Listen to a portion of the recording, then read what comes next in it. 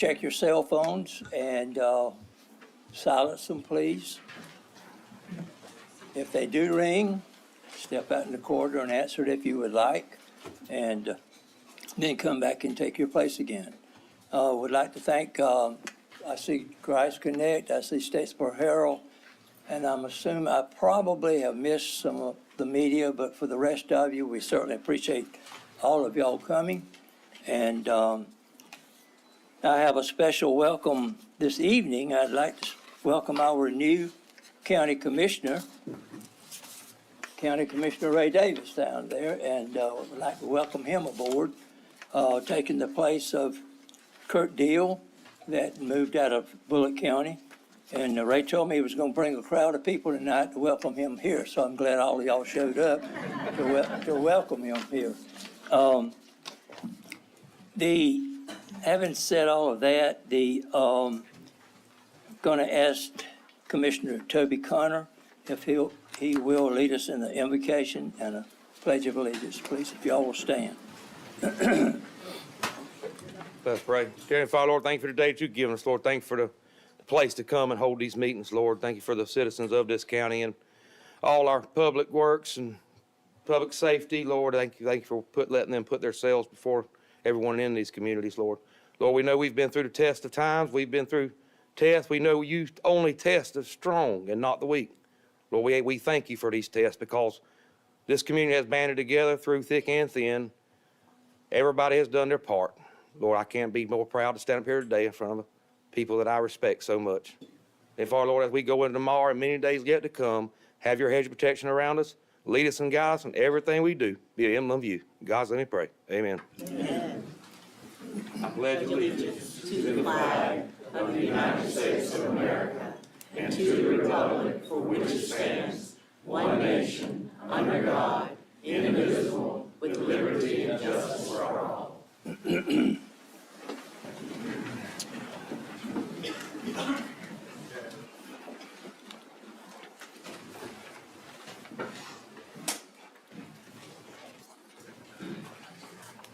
Thank you, Commissioner Connor. And I'd now like to ask Ms. Mitzi White to call the roll for the commissioners.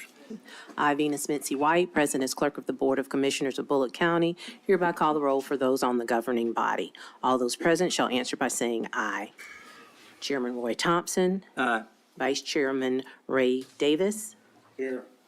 Commissioner Ray Mosley. Aye. Commissioner Anthony Simmons. Aye. Commissioner Jappy Stringer. Aye. Commissioner Timmy Rushing. Aye. Commissioner Toby Connor. Aye.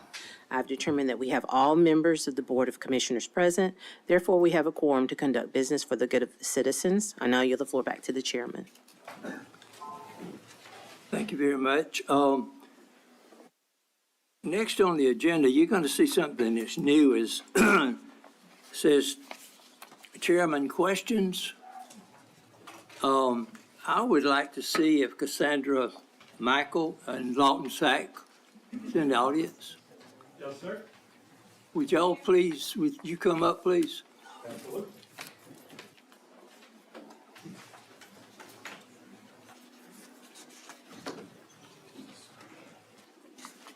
Mr. Chairman. Good evening. I wanted to apologize to you for something, but I want to give you the time to finish sharing with us something. Yes, sir. I think it's probably 2 or 3 meetings ago y'all were here, and you wanted to address the lawsuit with the DSDA about the entertainment that they had. And I think actually y'all sued and closed before it went to court. Y'all made a settlement, is that correct? No, sir, it is not. All right, correct me then. No, we never filed a lawsuit. We had asked the DSDA, their board and their attorney, Andrew Lavoie, to sit down and to discuss this. And the next thing we know, we were getting a legal letter from Mr. Andrew Lavoie stating that we could not participate and that they would be ending all groups except for commercial vendors. At that time, after receiving that letter, we contacted our attorney and it proceeded from there. I'm doing this for y'all because there's been so much negative talk, and that's why I want y'all to share it. I think there was a settlement for, what, $80,000, and you had told us that y'all paid the attorney $20,000, you paid taxes. And this is the part that a question was asked of y'all, and I don't think the balance of it got, there was a question not ever asked, I guess, or told, but what happened to the rest of the $40,000? Yes, sir. As a 501c4, we are not required to answer that question publicly. We have to make reports to the IRS on an annual basis.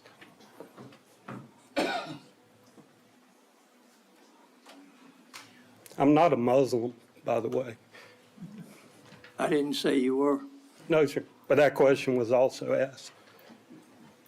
Well, you know, and like I said, I'm doing this for y'all's sake. But you don't have to answer that question No, at sir. any time in the future. No, sir. What happened to the other $40,000? No, sir. Just like we don't ask y'all what y'all do with y'all's salary.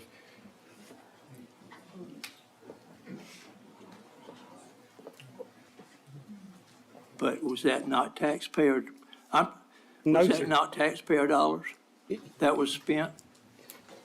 We're in that situation because our First Amendment rights were taken away from us. And that's the bottom line.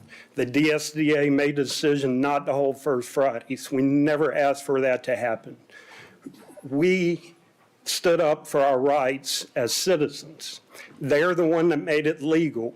We asked for a sit-down meeting, as we do here in Bulloch County, and they made a decision not to allow us to be out there. At that time, we had to retain an attorney, and we had to pay that attorney.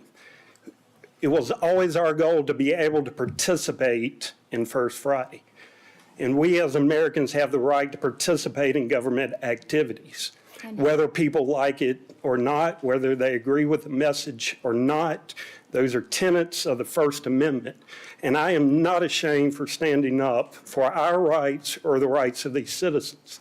People make decisions based off of who they know, their biases, but the First Amendment is sanctimonious to everything that we do in this country. It's the same right that y'all have that we have. Lawton, I'm not questioning any of that. Yes, sir. Because you shared that with us. And I guess what I was questioning, what I heard, and I was hoping it wasn't true, is that you and Cassandra had split the balance of the money. Is that not true? Once again, we were put into this situation because our First Amendment rights were taken away. We wanted to sit down and work this out the Bulloch County way, and they made a decision not to do that. It was up to the insurance company to make a settlement on this case. Y'all have dealt with it in lawsuits with this county. The city has done it as well. And when the insurance company heard the recording with Alan Muldrew and they saw the merits of this case, they said this is a textbook First Amendment right violation. And they said, we want this over with. And that is what happened. Well, and I understand all of that. So, you want to say something? Yeah, just one thing. The only other merit to his case is that there would have been no settlement had the DSDA followed the legal letter that they had sent us, that they were eliminating all nonprofit groups, basically any group that didn't sell something, they were eliminating those folks. They didn't follow the legal letter that they sent us saying that they were eliminating groups. Had they done that, there would have been no settlement. There would have been no reason to hire an attorney. I'm not questioning. So I'm not questioning any of that. It was just out there that Lawton had gotten $20,000 and you had gotten $20,000. And we'll end this conversation. We won't discuss it. Well, I will reiterate that we were put in this situation because our rights were violated. It's the only reason any of this came out. about it. We have been attacked publicly. We have been disgraced publicly. Our own integrity has been called into question. It is the same as a drunk driver hitting somebody else's car and then blaming the innocent person that they had hit because they got a new car out of it. We have been working for over the last year and a half for the citizens of this county. We have been through hell and back, but I'm going to tell you, we're going to continue fighting for these citizens of Bulloch County, no matter what people say, no matter what texts are sent out, what kind of mailers are sent out, that we're going to stand for the rights of the citizens if the elected officials aren't going to do that. Well, I understand. What I was trying to do is protect your integrity also, because I knew y'all wouldn't have taken $20,000 apiece out of the monies that were. That's all. Just trying to protect y'all really, and so there's a lot. Yeah, but by the question even being asked, our integrity again, we have yet to hear a single commissioner to stand up and say, you were wronged. All we've been questioned about is money. And nobody's standing up at the city of Statesboro or Bulloch County and saying, we wrong citizens of this county. Our First Amendment rights will not be risked for entertainment value, which the government is not in the business of entertaining people. They are here to protect the rights that were given to the citizens, and they were taken away. And I would do it again tomorrow, and I will continue to stand up for other people, whether they're Democrat or the Republican or Libertarian or whatever. The citizens' rights come first, not the elected officials' desires, not who knows who, but the rights that were given to us. And I'm going to continue to fight for that. And I hope you do. Thank y'all both for coming.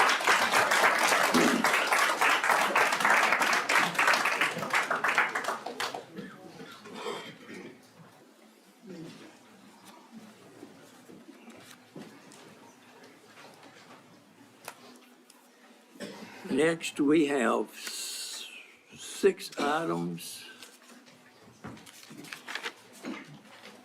on our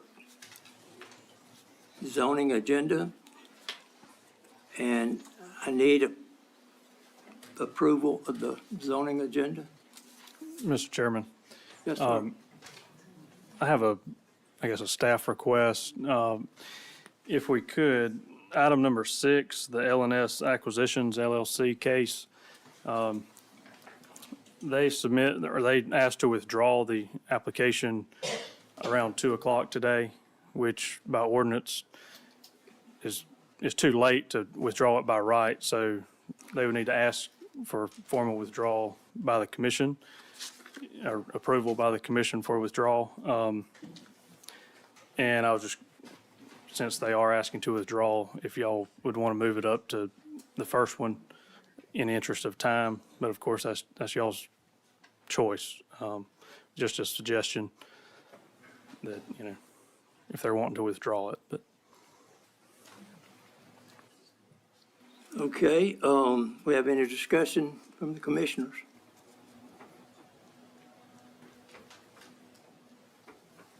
Mr. Chairman, I make a motion that we move number 6 to number 1, and approve the zoning agenda. Second. Motion second, any discussion? Hearing none, all those in favor of the motion, show of hands. Unanimous approval for withdrawal. And I would like to say, I know we have a lot of people here tonight concerning that particular one. It has been drawn, it will not be heard, don't know if they'll ever bring it back again or not. I just approved moving it to number 1 and approving the zoning agenda.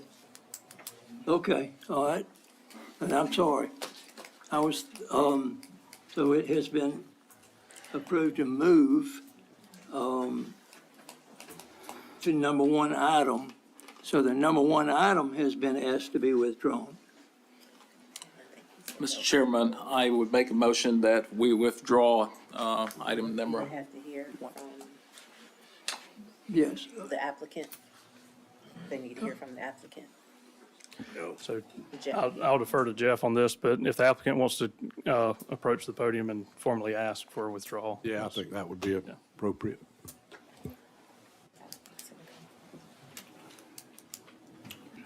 Good afternoon, Mr. Chairman, members of the board. My name is Hayden Rollins with Hussey Gay Bell. Again, I'd like to thank staff for putting forth the time and the effort to produce a report for everybody to read. But at this time, we'd like to respectfully ask to withdraw our request. Thank you. Does anyone have any questions? If not, then I'll, Mr. Chairman, I would like to clarify, some people didn't pick up an agenda when they come in. That number 6 is L&S Acquisitions LLC. That is for the one out in Cleto Road. So if you are here for the one in Cleto Road, he has just asked to withdraw that. So I just wanted to give everybody that opportunity to know that it wouldn't be heard. So I didn't want them to sit through all the other, not to find out that that's what number 6 was. No, that's all I wanted to state. okay. You got a motion, Mr. Chairman? All right, I have a motion. Second.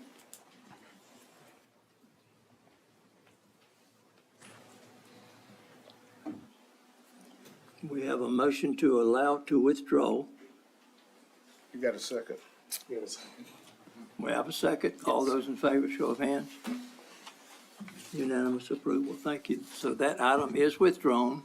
If there's any folks here that would like to leave, we will not be hearing anything about that particular item tonight. And so you're certainly welcome to leave at this point in time.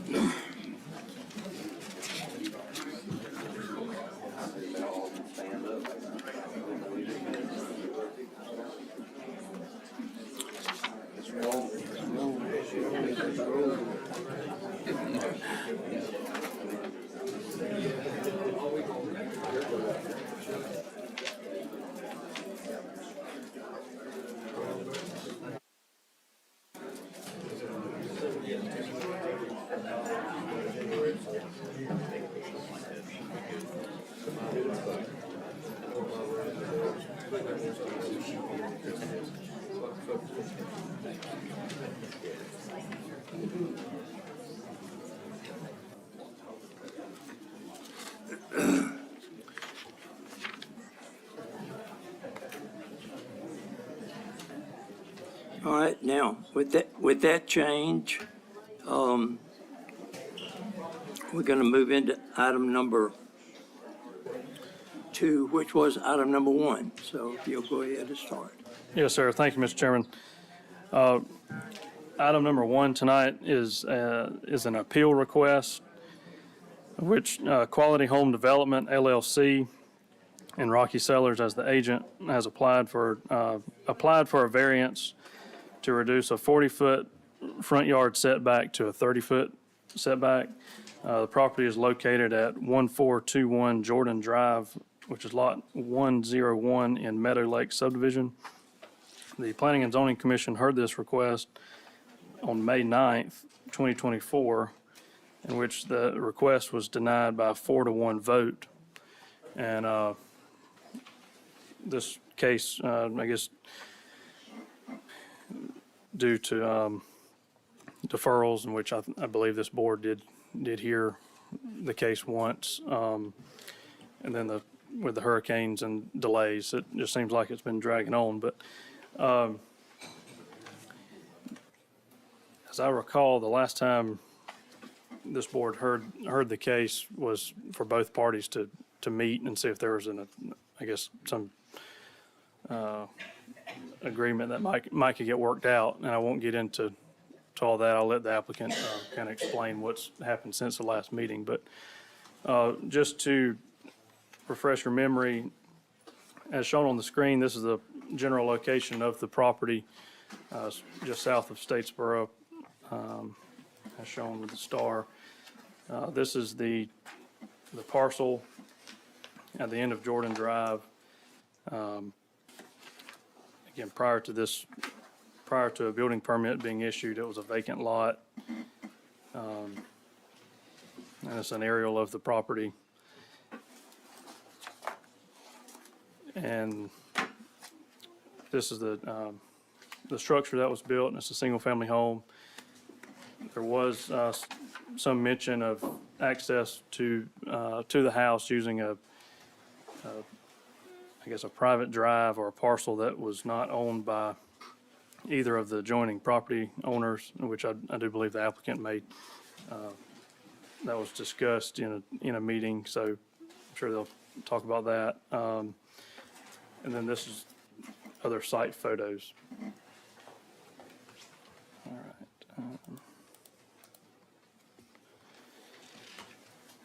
right. And let's see.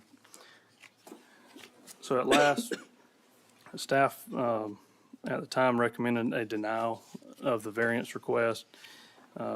Staff does feel that we made pretty good effort in our approval processes for the building permit to keep this from happening. But nonetheless, we are where we are, and so with that, I'll let I believe Mr. Matthews speak, who is speaking for the applicant and agent. And Mr. Matthews, if you will, just I guess walk us through what's been going on since last time. Let me make a statement. You have 10 minutes. Each side has 10 minutes. And when the buzzer goes off, if you're in the middle of a sentence, you can finish it. Or you can speak, save time, and rebut, and that's for both sides. So having said that, then you can proceed and we'll start the clock. Thank you, Mr. Chairman, and thank you, Commissioners. I appreciate y'all's time this afternoon, and appreciate y'all being here trying to tie up some loose ends after we were all disrupted by the hurricanes. I know y'all have been working hard to get everything put back together, as everybody else has, so we appreciate you being here on a Monday night. As Mr. Pope was explaining, we've been before you on this one before. I represent Quality Home Development LLC, which is owned by Rocky Sellers, and he purchased 1421 Jordan Drive and got a building permit and began construction. He later learned that the house was over the setback, the 40-foot setback, by a little under 10 feet. And we talked about at the last meeting that Mr. Sellers acknowledges that there were some miscommunications, misunderstandings, and mistakes that led to that encroachment over the setback. He thought he had found what were the actual corners that had been marked by a survey, and it turned by a registered surveyor, and it turned out that they were not the actual corners. And we went through that in a pretty good detail at the last meeting, and I believe Mr. Couch suggested that we meet and try to come up with a resolution that everybody could agree on. So after that meeting, we got together with property owners. There was four property owners present, as well as Mr. Pope and Mr. Starling from the county. And we discussed their concerns, and Mr. Darcy, who I believe is signed up to speak, proposed that in order to alleviate his concerns, that the driveway be moved to the east side of the property instead of the west side where it's currently positioned, and that the current garage be enclosed, which would bring the property's square footage up to 2,000 square feet, and they put a parking pad around behind the house. Mr. Sellers spent quite a bit of time and put quite a bit of thought into that proposal. Unfortunately, the expense associated with it was going to be significant because Mr. Darcy's proposal for the driveway took it through what's been marked as wetlands. So it would require wetlands delineation. It would also require a driveway that's at least twice as long as the one on the west side of the property. And obviously, there's expense associated with enclosing the garage. And the property can only be permitted for 2 bathrooms. The septic tank, they won't allow anything greater than 2 bathrooms. So we're stuck with a house that can only have 2 bathrooms. So really, there's some diminishing returns on putting that much more money into the house and increasing the square footage, because a wetlands delineation, as you know, is expensive, and adding to that driveway is expensive. We conveyed that message to the neighbors, and frankly made the decision at first that we would come back and see what the county commission had to say about it, having talked with them and not been able to make their proposal work. More recently, Mr. Sellers came back to me and said he wanted to make another proposal. He's now willing to enclose that garage, but keep the driveway on the west side of the property. There were some issues raised about ownership of the driveway. That driveway is now, a deed has been signed conveying that strip of property, and I don't know if we can go back to that, the map from the tax assessor's website. But you'll see there's a strip of property that runs between the 2 parcels, which is what the neighbor to the west or the left, they use that same strip, looks like an upside down L. They use that to access their property as well. And Mr. Sellers is planning on using that. Carty Enterprises owned that and quit claimed it over to Quality Home Development and the Collinses who live next to it. Mr. Sellers has expressed his willingness to cover the cost of maintaining the shared portion of that easement, and has offered to deed the back part of that, the top part of the upside down L, over to the Collinses. Their response to that was they had some reservations about that and said that they would like to have 2 different driveways. But as it stands, again, Mr. Sellers is willing to go to great lengths to help out, but there's got to be some compromise in there as far as finding some middle ground. And that middle ground is him taking on the financial responsibility for maintaining that easement. And that would be something that would go with the land, so future owners would have that responsibility as well, and enclosing that garage to increase the square footage. So we're happy to answer any questions that the commissioners may have, and like to reserve whatever time we have left to speak after anybody has spoken in opposition. I just got one question. Now, that's over here, right here. That's a deeded portion of property, not an easement. He has. Correct. It's deeded to the two property owners on either side of it, so they own it jointly at this point. And there's an easement for the adjacent for each of the adjacent properties to use it. So, Thank you. thank you. Thank you. Georgina Darcy.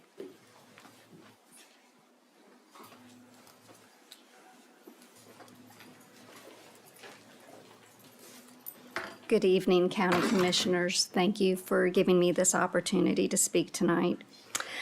I'm here tonight to represent Jordan Drive and particularly the Collins family. Tonight, I'm here once again to ask you to please table your decision. This second proposal that Mr. Matthews is referring to came in Thursday evening. The Collins family and the neighbors have not had an opportunity to really evaluate it. Anything that has been, quote, deeded, they've not received this. Nothing has been signed. And I think when we all agreed that we were going to meet together back in August, we were going to come up with an MOA that all stakeholders would agree upon. So we had some assurances that the builder, by a signed document would adhere to the promises being given. And we met on August 20th. It was September 23rd. We received news that it was going to be cost prohibitive. We just now, Thursday night, received notice on another compromise.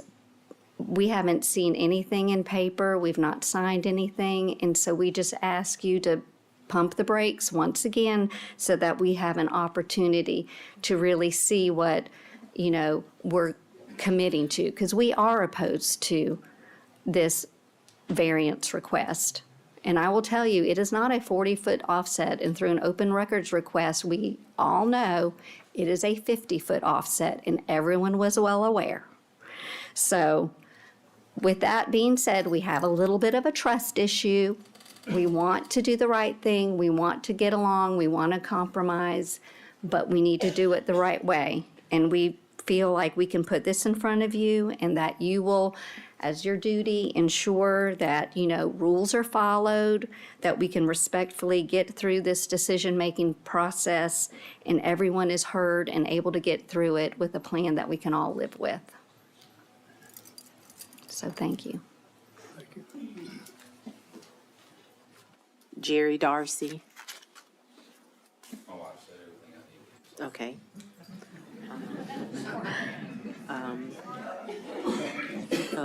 Mr. Sellers and Mr. Matthews.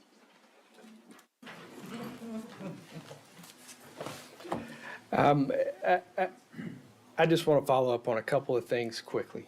Number one, I think the commission can add a condition to the variance, and that condition can be requiring that carport to be enclosed. It doesn't have to have a memorandum of understanding or anything of that nature. And I explained before that the reason that we hadn't made this proposal until recently is because until recently, Mr. Sellers was not willing to do it, but he's changed his mind. He had a change of heart, and he's willing to do what he needs to do to try to help.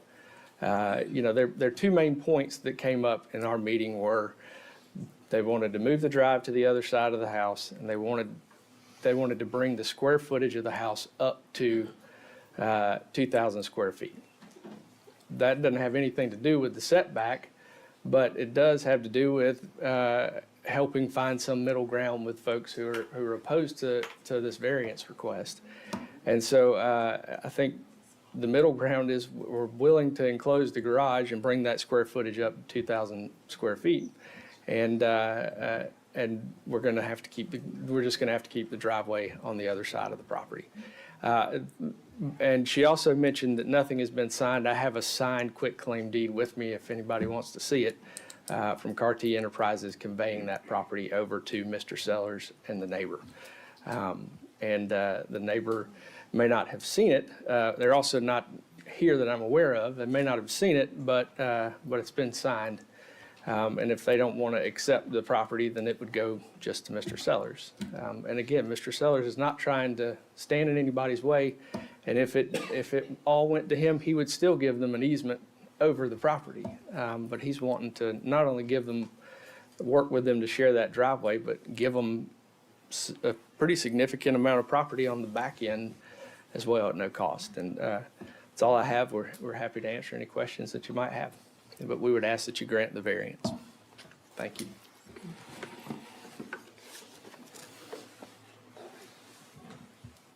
What's the setback, James? Is it 50 foot like Ms. Dorsey says, at 40 foot? What are we working with? R25 is 40 feet. The zoning ordinance says R25, or, R25, it'd be 40 foot. Okay. Because that's what we're talking about here is the setback. I mean, the property, the easements and the property and all the quitclaim and all that, that's not what's on this agenda. We're talking about the setback It's for the front yard. for the front yard.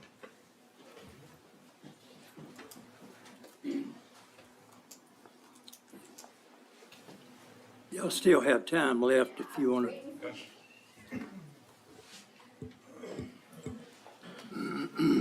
Okay, regarding the setback, which is what is on the agenda, it is 50 foot as per our subdivision, which was written, he acknowledged it because it was on his original plot plan in his building permit. Okay? I have a copy of it. I'm not Okay, arguing. I'm no, not- I I'm just asking- want to make sure the world knows. Sergeant Coach, I'm Okay. asking him, not. Okay. I'm not. So- not calling for no fire breaks now, I'm just asking. So, so that is the whole purpose of why we are here, is that it was built not following the rules. In order for us to kumbaya and get along, the idea was, as Mr. Couch encouraged us, have grace, have mercy, work together. And we want to do that. And we want to do it in a way that everyone feels protected, that everybody is having their moment heard and their concerns heard. The Collins, of course, are going to want their portion of that easement because when they built the house, they thought that belonged to them. They have 3 small kids.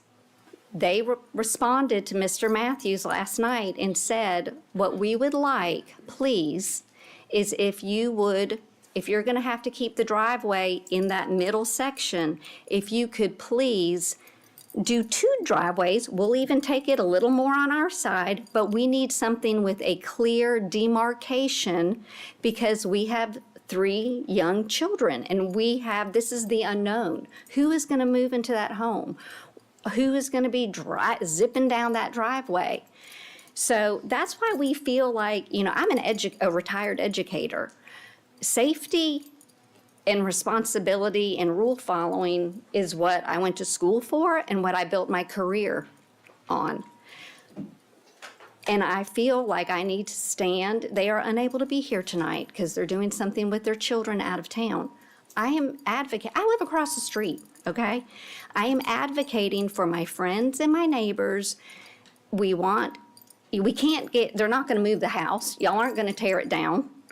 We want to get along. So I'm asking you to please pump the brakes. Let us have a moment. What he is saying, it's all out there. We need it in writing. And we need details.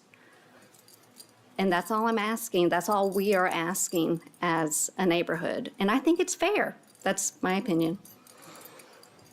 Mr. Chairman, can I ask a question? Because is the 50 feet that you're talking about, is that a part of the covenants? That's part of the plat that was given for the way the subdivision was drawn up. There's a plat that gives your setbacks on it. According to doing a plot plan and getting everything ready to have a building permit, that's one thing they asked for, and it's what the setback is on there. Mr. Pope, could you show the plot plan that Mr. Sellers? But is that something the county did, or is that something that the When the restrictive covenants? They drew it up, they wanted to put the house, Mr. Carty wanted to put the houses back. Okay, well, see, that's a private restrictive covenant, and that's not something that the commissioners deal with. But it's the plat that's recorded, so you're gonna say that a surveyor can come in and record a plat, and you're not gonna adhere to the setbacks of the surveyors and the property owner. Right. No, what I'm saying is that's a private matter of a private action between the property owners. So The commissioners only deal with the setbacks that are in the zoning ordinance. Plat is not a legal document. No, it's a legal document. I'm just saying that they don't enforce private restrictive covenants. But can Mr. Pope show the plat that was put up there for the? Sure, he can, but I mean, that doesn't require, the county does not require a 50-foot setback. It only requires a 40-foot setback. I agree on that. Per the zoning When ordinance. you buy a piece of property and you have setbacks that are put in there, it's 50 feet versus 40. I mean, and everyone else has done this. I'm just pointing out that the zoning ordinance does not require 50 feet. It requires 40 feet. Zoning ordinance, I'm talking about the plat that was recorded. Right, but what we're hearing about tonight is the zoning ordinance, a variance from the zoning ordinance requirements. That's what the decision they have to make. And one more while I'm talking, Mr. Chairman, one more point. Y'all can't defer this again unless the applicant consents to it, because it's already been deferred. You can't defer it more than 45 days without the applicant's consent, and it's already been deferred. Has it been deferred more than that? I mean, I'm looking at, went all the way back to May, it looks like. It was deferred once and then got pushed back because of both of the hurricanes. So we got delayed twice because of hurricanes and then deferred once. But that's in the zoning ordinance as well, that they can defer it once, up to 45 days. And then if the applicant consents to an additional deferral, they can do that. But the applicant has to consent to it. And Mr. Sellers, I don't think is willing to consent to that, to defer. What I at will this say is point. this. Let's stop just a second. Start the clock.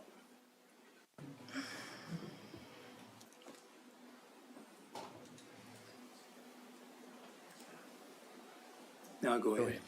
Mr. Matthews has, spoken to everything I want him to. I just would like to speak to y'all, the Darcys, and anybody in that subdivision and let them know that I hear what they're saying, and if they still have concerns, I will hear those concerns and I will do the best I can to accommodate them. The only thing I'm saying is, this has been going on, like Mr. Aiken said, since May, okay? And I'm sitting on this house and it's not doing anything but sitting there because I can't work on it. I can't do any of these things. And the reason why I want the variance is so that I can accommodate what Mr. Darcy and the other neighbors have brought up about their concerns of the square footage of the home, okay?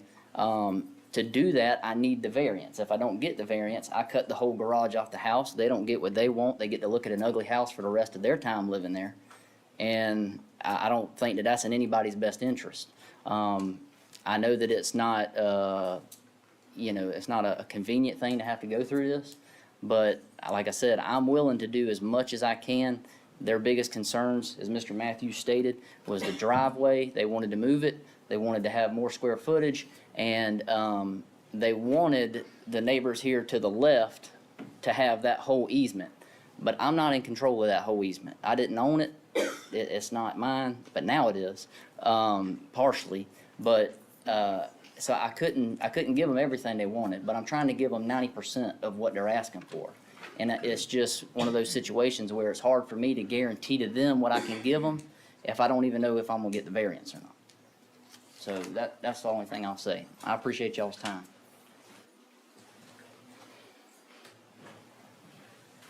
Now, if you would like to come back to the podium and rebut, that's fine.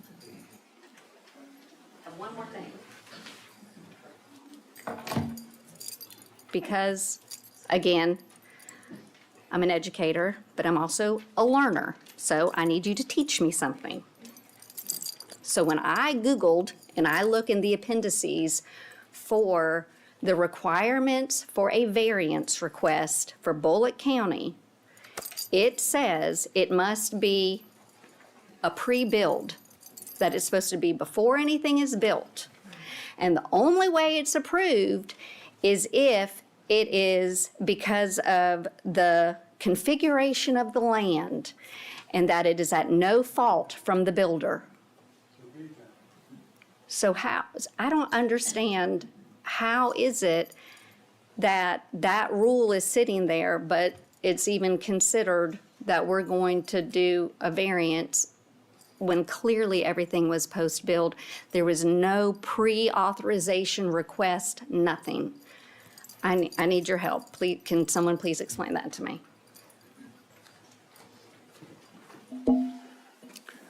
I'll give it a shot. Okay. Essentially and ideally, you're correct. It should be done before a building permit is issued. Now, I do know in the past, whether it's variances, conditional uses, in some cases even rezonings, because I think there's another provision in the zoning code where, as a result of code enforcement action, we can try to do a corrective approval, if you will. Now, I think in this case, and I'm speaking for myself and not the board, help me, Mr. Matthews. There's been a lot of meetings, and then there hasn't been a lot of meetings. When I called for everybody to get together, correct me if I'm wrong, was that August or September? That was August. August, and it's November. Well, if I heard you correctly, I think you said, and do correct me if I'm wrong, because I'm relying on memory, but I think I heard you say that Mr. Sellers,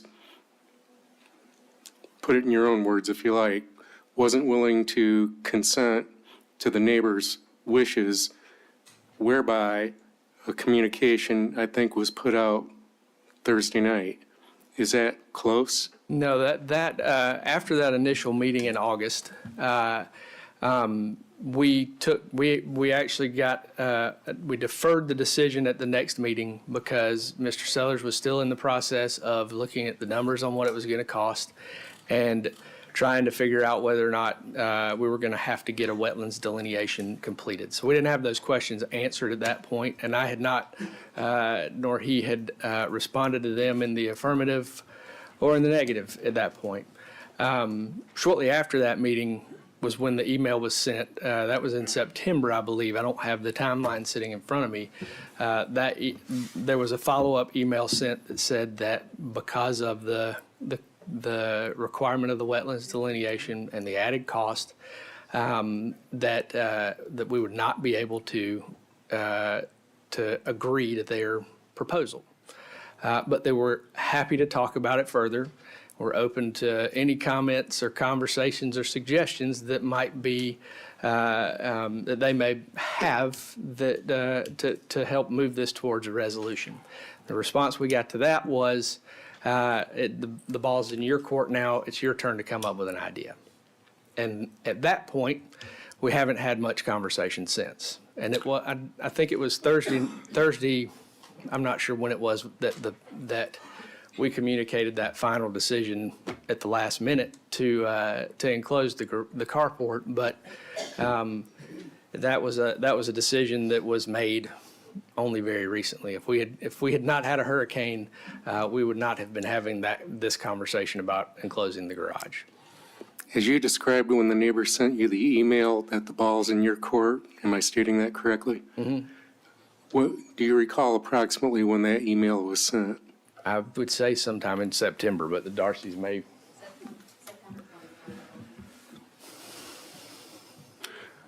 Okay. Admittedly, it's been 6 or 7 weeks, and hurricanes can be disruptive, but my electricity and internet's been on for a good 3 or 4 weeks. The decision had been made at that time, Mr. Couch, that he was not going to go forward with it, with any further discussion. He can't determine or divine what it is that has upset them about, or what it is that they don't like about this situation. And so it's one person's opinion that the ball was in his court, but I disagree with that. And he did as well. And so it was at that time that the decision was made that we had made an effort, and the suggestion that they made was not acceptable to him because it was not a logical, reasonable cost in light of the little value that would be added to the property and the amount of money that's already been invested in the property. And so, again, the fact that we're now in November sitting here doesn't change the fact that he had already made that decision.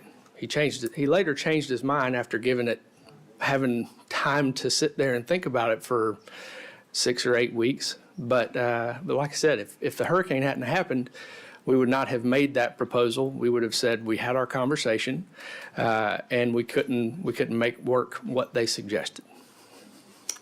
So if you're trying to suggest that Mr. Sellers didn't do what he was asked to do, I think you're incorrect.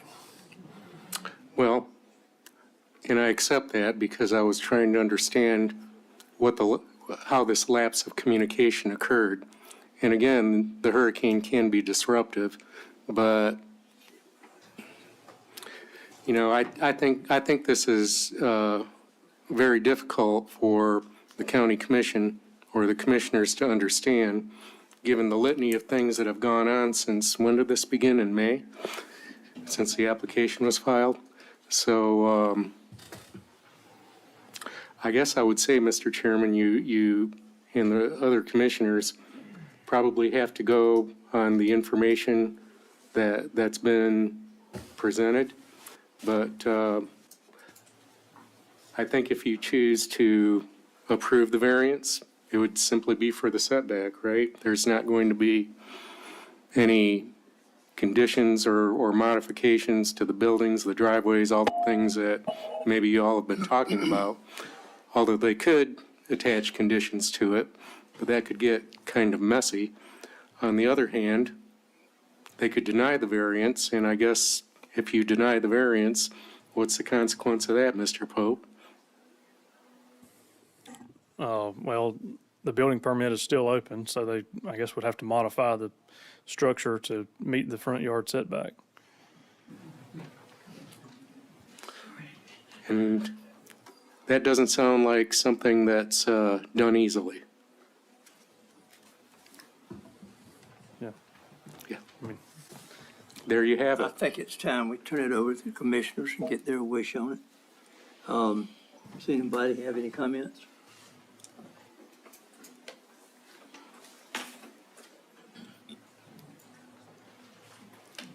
They could figure it out in 2 weeks.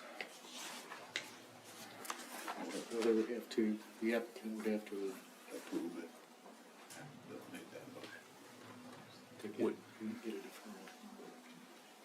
Would the applicant be willing to do a deferral for 2 weeks? And Well, no, I wouldn't, Mr. Mosley, respectfully.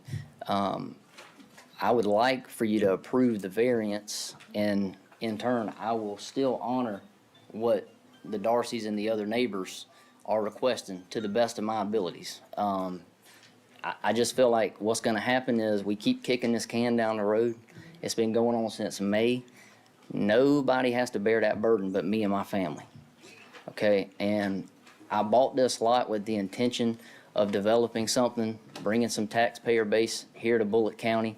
I mean, the lot is sat for 30-plus years. And I know that the neighbors who have been there for a period of time probably have a little bit more of a connection to that lot, and I respect that. And I respect their concerns, and I will accommodate those as much as I can. But, I mean, I can't, it almost puts me in a situation where it's like, okay, you got to give us what we want, or when we go to the next meeting, we'll kick the can down the road some more. And that's what's kept happening over and over and over. And I don't want to keep doing that because I feel like we're not getting anywhere. But I will tell you this: the county has been accommodating with meeting with us when they did, answering questions that we may have had. I've learned some stuff through this process. And the truth is as a person I've grown, and I feel like, you know, with Mr. and Miss Darcy back there and the other neighbors, I'm just trying to be as accommodating as I can with the property that I currently own. And like I said, I would not like to defer it. I'd like to get a vote today. And if you approve the variance, I will still meet with them. I will still try to accommodate as much as I can. If you deny the variance, I'll cut the whole garage off the house, and there just won't be a garage on the house. That's all I can do for you. I mean, that's just me being completely honest with you. And, I mean, that's all I can say, but I appreciate y'all's time. Thank you very much.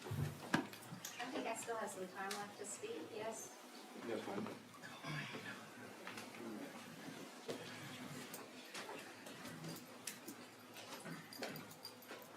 In all honesty, I feel as though we have not kicked the can down the road.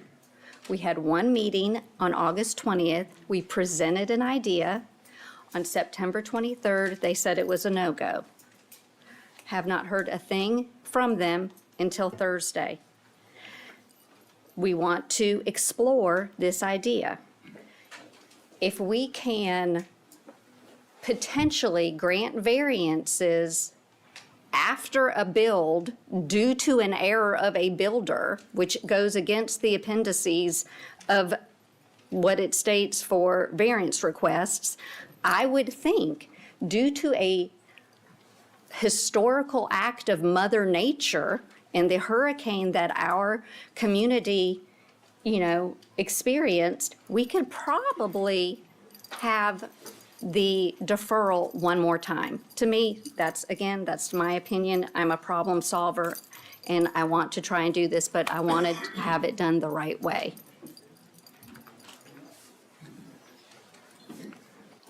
Okay, that's going to end the public comments on this. All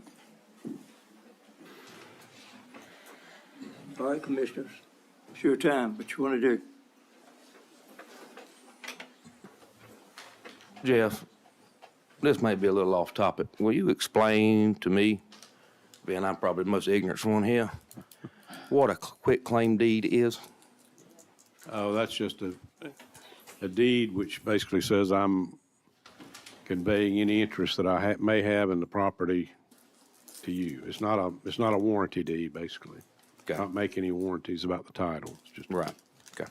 Yeah, it conveys whatever interest the property owner has. Ms. Matthews, you say you have a copy of that? I don't need to see it. I take your word on it. And you say the Collinses is supposed to receive that same copy? I got it signed today. I'll get a copy to them. Okay. But we've been, And that's just it's bad for my head, and that's not what we're here to talk about. And I guess I made my own statement earlier, but that thing's in the back of my head because that's pretty important to both of them. Will the All right, chairman thanks, sir. yield? just to clarify one thing, I discussed it with them week before last, I believe it was. I may be getting my timeline off, but, and told them that the quitclaim deed was forthcoming, that Mr. Carty would be signing it. Right, and I understand about the quitclaim deed. I really do. I have a lot of knowledge in that area about that, and I understand this, but I also don't understand this. If I was talking about my driveway and property, I know there's a lot of things to do with kids. I got a bunch of them at home. They sitting probably wishing I was home now. I'd be here. That's just up front. I mean, that's your driveway. And that's property in general. They're on vacation. I got you. I understand. I'm glad. Thank you, Ms. Cassandra. I got you, and I understand that. I'm with that. They wasn't here at the last one either. No, they were. And they were. Stop. We're not going to discuss it. It's not here. They didn't speak at the last one, correct? Correct. Okay, long as we correct on that then. That's fine. But it's about property where your driveway is. It's important enough to be here or talk about it at least, you know. Now, I understand them being here because the hurricanes messed everything up. I don't have to put all that in focus for me. I understand that. But thank you, Mr. Chair. I appreciate that. I just want to make sure I understood. County manager would like the floor. In the interest of time, I'm going to make a suggestion if the commissioners are willing to consider it. You've got 4 more hearings that you have to do this evening, in addition to trying to mitigate this one.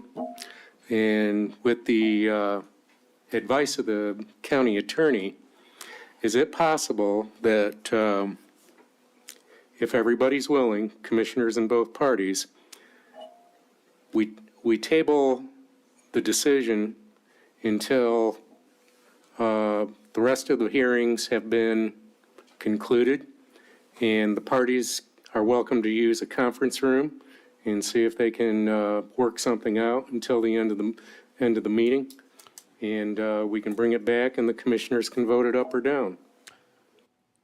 Yeah, I think you can do that without the applicant's consent, as long as you can't defer it beyond tonight, though, Correct. without their consent. But I think table and deferral are 2 different things, right? Right, that's right. Yeah, so, Well, I mean, they're both deferrals, but Yeah. yeah, you could defer it to the, later in the meeting, yeah.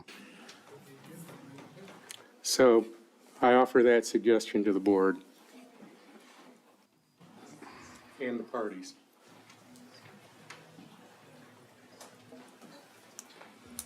Does the board want to? I would like to say this.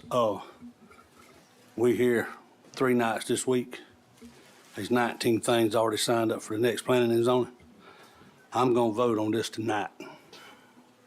And so I just wanted to offer that to them if they want to take a few minutes and go see if they can get together. And if not, then we can do it now. That's just where I'm at. So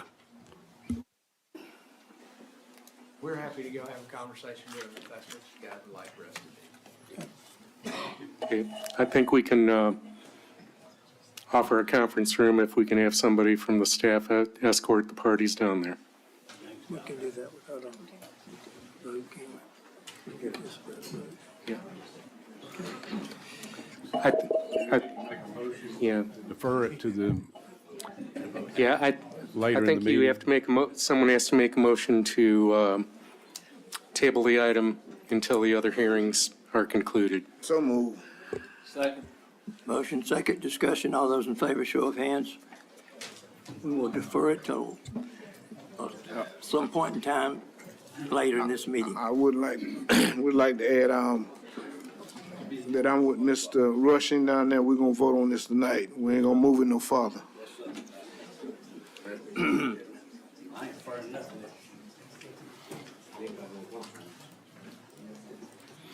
All right, we'll move to the next one. All right, thank you, Mr. Chairman. Item number 2 tonight is a conditional use request by Chance Riccio, whose request is for operating an automotive repair business. The property is located at 24333 US Highway 80. This 5.85 acre lot was rezoned to highway commercial by this board several months ago, and this conditional use request followed, or was in track to follow by the month afterwards, but again, due to delays by the storm, it has been pushed back. If you'll remember, the property is located on US Highway 80 between Hope You Like It and Portal. This is is an aerial photo with the zoning layer overlaid. However, the map had not been updated since it was rezoned. There is a structure on the property where this was a code enforcement case that came in, and which we had to, to get everything in operation the way it should be by zoning ordinance. This one is here tonight, but there is currently an operation here, and this is how it operates today. This is the US Highway 80, the entry. And then we do have a few site photos of what is there currently.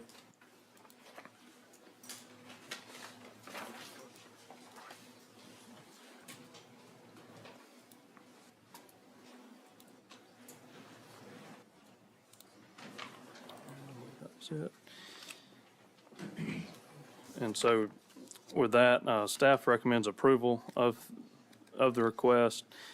And then Planning and Zoning Commission recommended approval by a 3-0 vote. And that's all I have. If the applicant, Mr. Riccio, could step to the podium.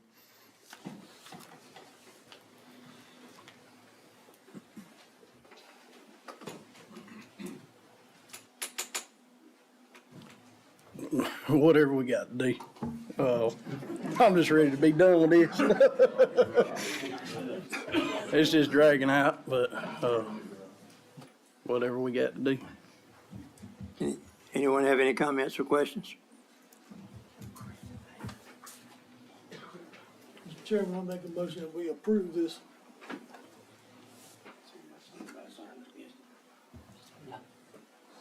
Nobody signed up against it, so. Second. We have a motion, we have a second. Any discussion? All those in favor of the motion, show of hands. Unanimous approval, you are through. Thank you.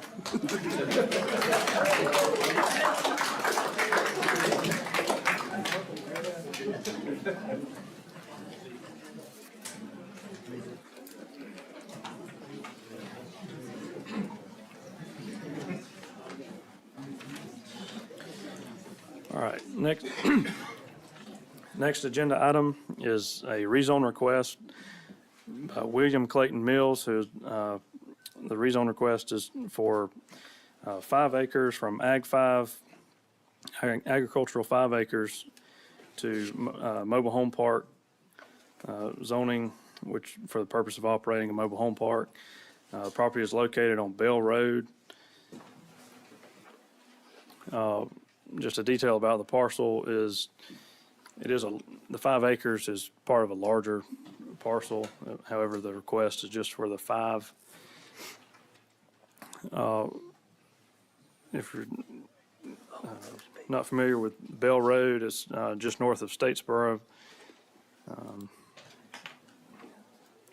zoning map is got a little distorted on us, but there is some single-family zoning, not on Bell Road, but nearby. However, the surrounding properties are currently zoned Ag 5. And an aerial of the property does show there's one structure currently located where that mobile home park would be located, in which that structure would be part of would occupy one lot of the mobile home park. And this is the site plan that was submitted by the applicant, in which it shows the proposed layout for the park.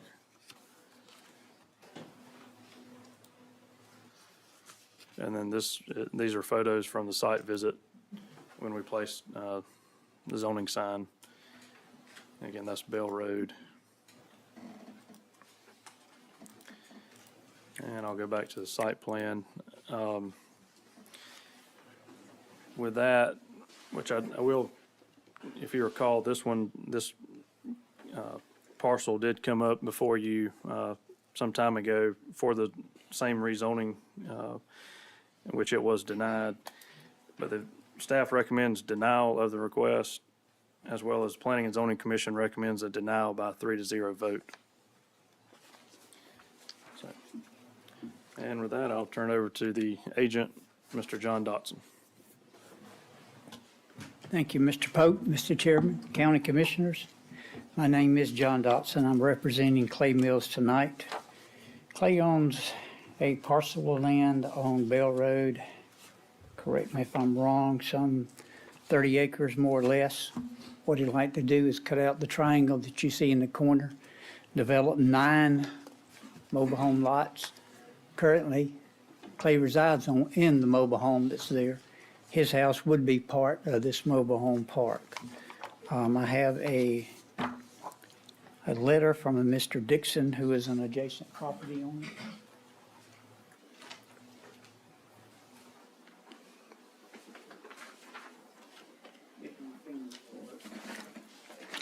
You ain't that old.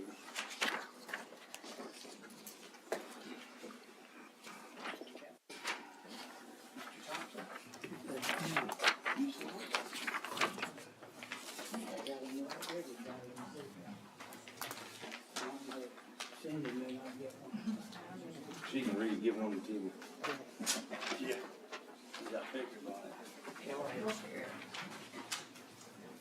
Anyway, the letter that you see is an adjacent property owner who is in favor of Clay's rezone.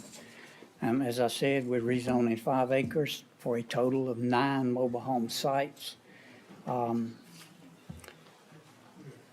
Each mobile home will have a individual septic tank. It will be served by a community water system. Clay will be more than happy to adhere to all the county regulations. Number 1, health department. Number 2, with zoning. And number 3, with EPD regarding the water system. It is on Bell Road. You'll hear different things that come up about Bell Road. As it is now, if you look at the picture that Mr. Pope showed, it's in good shape, which is amazing with the amount of rain that we've had over the last 3 months. But Clay lives on this property. He wants to be a good neighbor. He wants to maintain a quality product. It will not be trash. But anyway, that being said, we would ask for consideration of the support from the Board of Commissioners. Any questions that you may have, I'll try to answer the best I can. Thank y'all.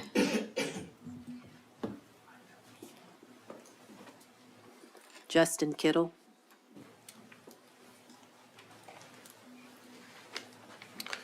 Hi, my name's Justin Kittle. My wife and I own, just bought 114 Spotted Fawn Road, which is on the east, kind of on the east side of that trapezoid in Buckhead Plantation. So we opposed on the other side of where the mobile home park would be. But as Mr. Connor said, it's about property, and so I'm here because we're on one border.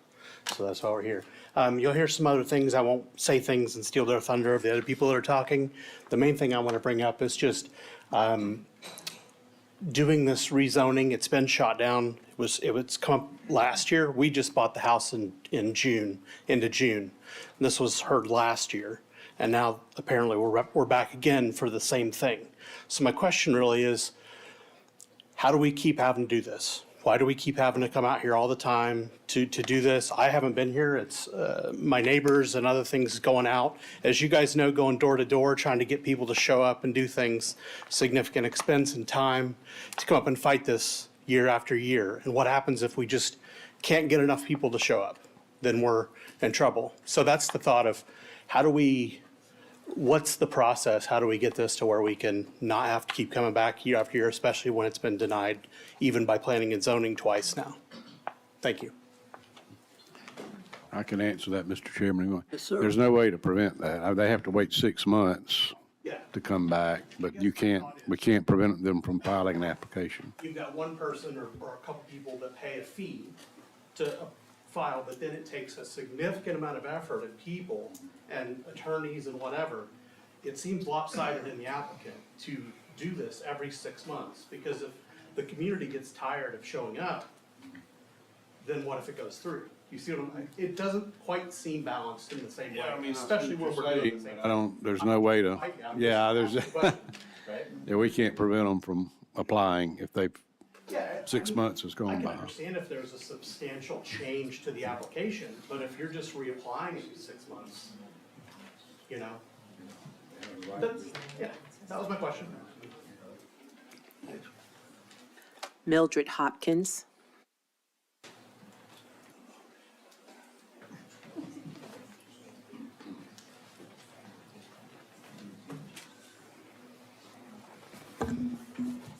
Good evening, Mr. Chairman and Commissioners.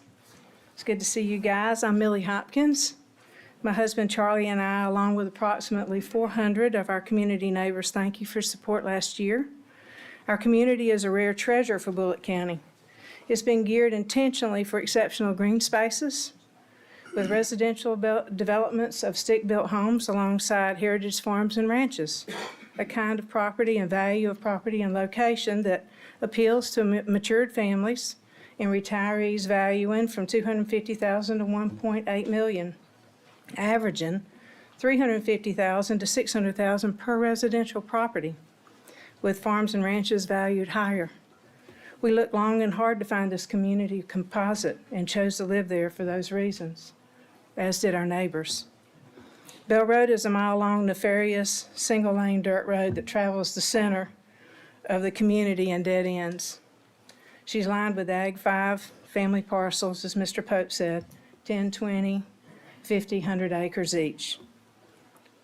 We live at the end of Bell Road, and our property adjoins Mr. Mills. We are developing our 57 acres with a home and horse ranch lifestyle, in kind with our neighboring heritage ranchers and farmers. Bell Road is a dirt road. It's a notorious one. It's one that the emergency services have refused to come down. It's also one that Mr. Chairman stated to me as one of the worst roads in Bulloch County. He was kind about it, but he gently said it and said that the county couldn't promise to maintain it. And I found that statement to be true. Since our land purchase, most all of my neighbors, including Mr. Mills, repeatedly encouraged me to ask the county for help, stating that they all had been asking for help to no avail. County officials did opt to meet me on site and ultimately admitted that Bell Road had never been properly engineered nor updated for the present owners and the few who travel it daily now. Let's see, and most recently, the P&Z committee, the county officials told the P&Z committee that there were no plans to remedy her condition. Since the slightest of weather changes demand actions for us to get in and out, it's our local landowners who do what's necessary to keep her passable for the few of us who live out there. I did a 3-mile square study of our community, communities where you all reside, and existing mobile home parks. Did you know that all mobile home parks that I could find and locate were on paved roads, or just barely off them? Did you notice that all of them are either close or are in the midst of commercial and industrial businesses, recycle stations, condensed housing developments, or with timberlands as neighbors? Like most of you in your own community investment areas, we are not a community of any of those mixes of high-density starter homes, multifamily housing, any sort of commercial or industrial developments, or recycle stations. You gentlemen, and the commission before you, have steered the development of a community treasure out there that set a precedent and drew us all to make substantial life investments with consistent expectations. Nothing in our community reflects any setting compatible with your own standards of governing as a rezoning or existing mobile home parks, including our nefarious dirt road. We prevail to ask for you to help keep it intact as is. And just as in 23, we, all 400 of us, sincerely ask that you recommend denial. Thank you. Andrew Lavoy. Thank you, Madam Clerk. Good evening, Mr. Chairman, members of the Commission. I represent these many folks who live or own property near the parcel at issue in this request. They've signed these petitions, which I'll hand up to the Commission, expressing their opposition to this parcel being rezoned to allow for development of a mobile home park.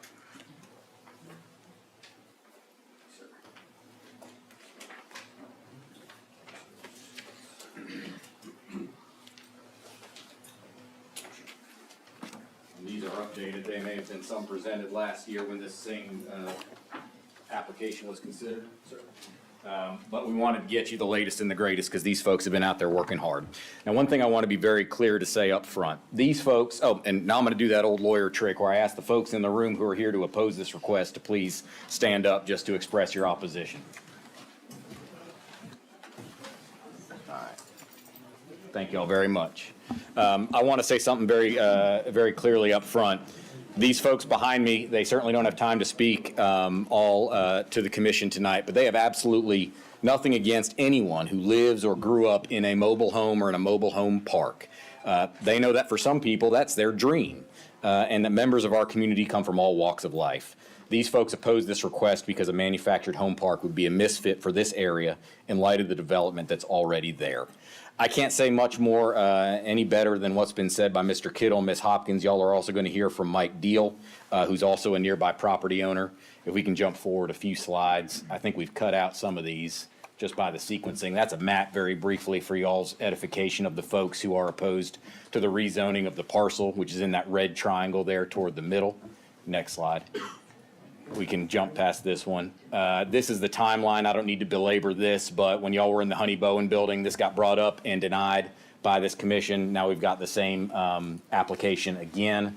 That was again unanimously denied or recommended for denial by planning and zoning. And as you can see, this is the zoning map. This property is surrounded by R25, some limited stick-built residential development, but nothing, as Ms. Hopkins said, similar to what other manufactured home parks have in our county. Next slide. One thing I wanted to bring to the Commission's attention is an indication from staff that about the comprehensive plan. Certainly the comprehensive plan acknowledges that this area of the county is suitable for suburban neighborhood development. But next slide. The excerpts from the plan further show on the bottom of each of these yellow columns that mobile home parks are not a suburban neighborhood classification. They are an urban neighborhood classification. So while there is a check mark in the staff report saying, yes, this is consistent with the comprehensive plan, based on the rest of the plan, and for instance, what Ms. Hopkins brought to y'all's attention, that's not the case with respect to a mobile home park because this is not a suburban neighborhood designation. This is more in the nature of an urban or commercial or multifamily type designation, which we would say is not suitable under the comprehensive plan. Finally, y'all have heard a little bit about Bell Road. These are pictures of Bell Road from various times throughout the last year and a half. As Ms. Hopkins said, the property owners that live off Bell Road do their best to maintain it. They can only do so much. And this is also part of staff's report. They say the development does not propose to improve public infrastructure, Bell Road, and may strain the county-maintained dirt road. The capacity and general condition of the roads accessing the proposed development is inadequate. Additionally, Bell Road has a history of drainage and maintenance problems. These folks could not agree more. These pictures bear that out. They can only do so much with respect to keeping this road up. There are significant washouts, potholes, ruts, mud pits that this rezoning would only make worse. Bottom line, nothing has changed since this commission denied this request back in 2023. We'd ask the commission do the same tonight, and I'm happy to answer any questions y'all may have. And Mr. Deal, I believe, is available to speak as well. Thank you. Mike Deal?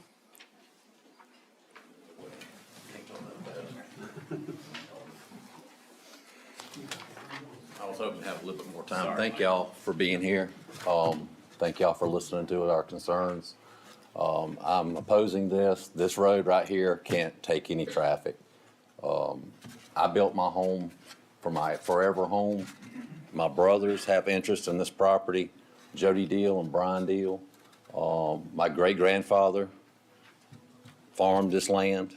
It's generational. We keep it like it is for our grandchildren and children. So, but, you know, it looks good now because we've been dry for a long time. This road, there's no ditches. And if there were, 2 cars can't pass. So, thank y'all.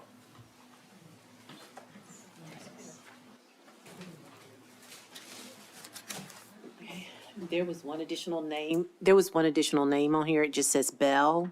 Doesn't say an address or for or against. It just says Bell, B-E-L-L. Okay? There's no other people. There's no one else signed up.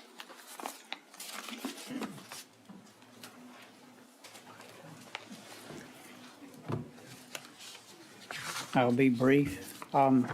As I said, Clay's intent is to develop this and add 8 mobile homes to the already one that's existing there. These are not for sale. He will own this. He will maintain it. He will operate it.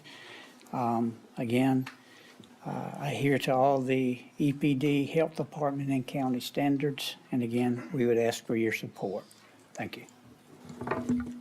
Thank you, Mr. I was going to ask Mr. Johnson questions. Mr. Johnson, come back up. James?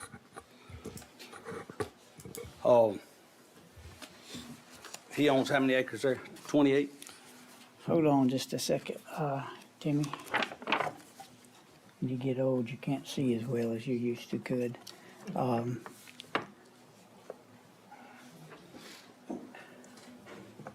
want to say it's between 28 and 30 acres total. Okay, so, at Ag 5, he can put 5 houses on it now? 5 lots is all that we could get, yes. And how many he's wanting to do, 9? 9. So if he took that 30 acres and he put 1 per 5 acres, that's gonna give him 5. If he exercises his family provision with him and his daddy and mama, how many trailers can he put on this spot, James?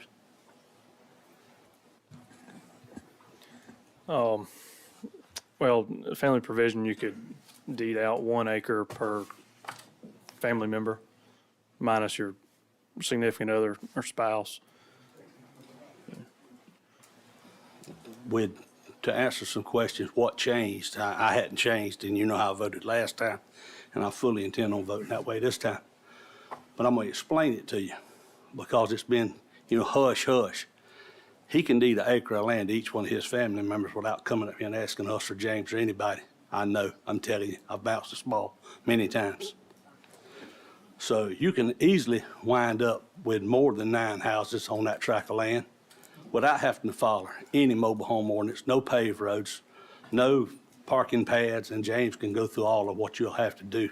There is one out on Akins-Anderson Road just like it, identical, on a dirt road. So I just wanted to point that out. And his family is from out there. I know them well, and I know the Deals well too. Jody standing back there and his brother Mike. I know that the Mills has been out there, and there's enough family members to make this happen. And without saying that it's done been said it was gonna happen, I'm just letting everybody know the reason I'm gonna vote like the way I'm gonna vote, because it will have paved roads and it will be overseen by the county. So with that being said, that's all I got to say until somebody asks for a vote. Question that I'd like to ask, out of these 400 people, do all these people live out there on this road? Because I see quite a number of people here that's address is Oakfield Drive, and that is not the people that live out there. Because I know some of these people, and they definitely don't live out there. Well, they don't all live off of Bell Road, Mr. Simmons. I know that. Right, back on that map, we'll see folks who live in the adjacent subdivisions, some who live up further from that. So that would be the best way I could explain it to you. Don't live nowhere out there. I mean, they're all within the vast majority of them are within a pretty good proximity of that. Mr. Simmons, as a crow's flies, about 1,000 feet from Mr. Mills' property, Oakfield is. As a crow flies. Backs up to our subdivision. Adjacent to ours. In Buckhead Plantation. Is there any additional questions from the commissioners? Just to read Mr. Simmons about you see, I mean, there's people, I know exactly where they live and they standing up in this room, for this thing that's on the other side of the county from them. Now, I have no problem with that, but we're trying to exclude this thing to these people that's around it. That's what I try to do in my mind, because they, like the young lady said, that's their community, and I understand that. But I will echo what Mr. Anthony said, that, there's some in this room that lives across the county and stood up for it, and I know they are, and I have no problem with that, but like I said. You see that aren't from that area? Do what, sir? Listen, hold up. We're gonna have control of this meeting. I don't have no problem where you're from or what you do, but my most concern about what happens around is the people that it affects directly around them. Not people that happen goes. Other places individually in this room that you see from somewhere else. Could you? No, I'm not pointing them out. No, I will not. Made up? No, I'm not making it up. Okay, so The people in this room know it, and I don't have to do that to them. other than But your word. my word's pretty good. I bet you. Well, tell me what it is. I'm not going to do that. Or are there people here? I'm done, Mr. Chairman. I'm done. Okay, any other comments? Hearing none, then I'm gonna call for a motion. Mr. Chairman, I make a motion that we accept this rezone. We have a motion. We have a second.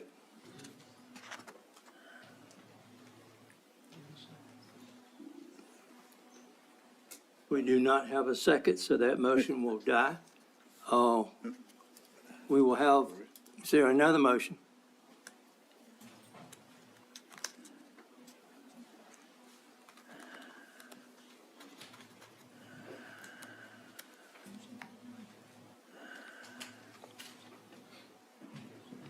Fellas, it's decision-making time. First motion has died. For the Mr. Chairman, I lack of do a second. respect to the family out there, and I do know them very dearly, and they're very dear to my heart. I would like to make a motion to deny this project. We have a motion for denial. Do we have a second? I'll second. We have a second. Any more discussion? All those in favor of the motion, show of hands. 2, 3, 4. The motion of denial carries by a 4-2 vote. Chairman, you need the other ones to vote also. All those against need to vote. All those against the motion, show of hands. All right, 4-2 vote. Motion is denied. Thank y'all for coming. Thank y'all. Thank you very much. I collected 35 of those signatures for Buckhead Plantation. I know those people live there.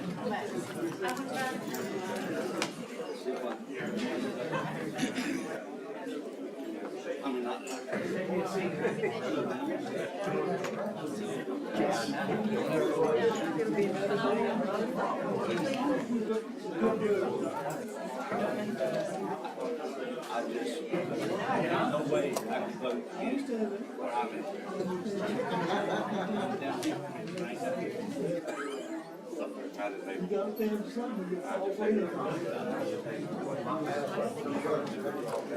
And half them people don't even live out there.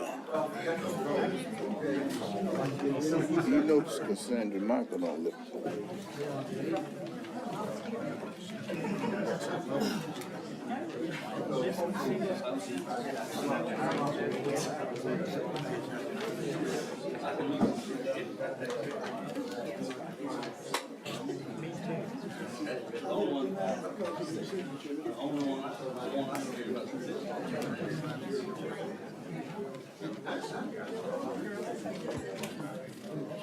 All right, I think we've cleared out enough. We'll move to item number 5.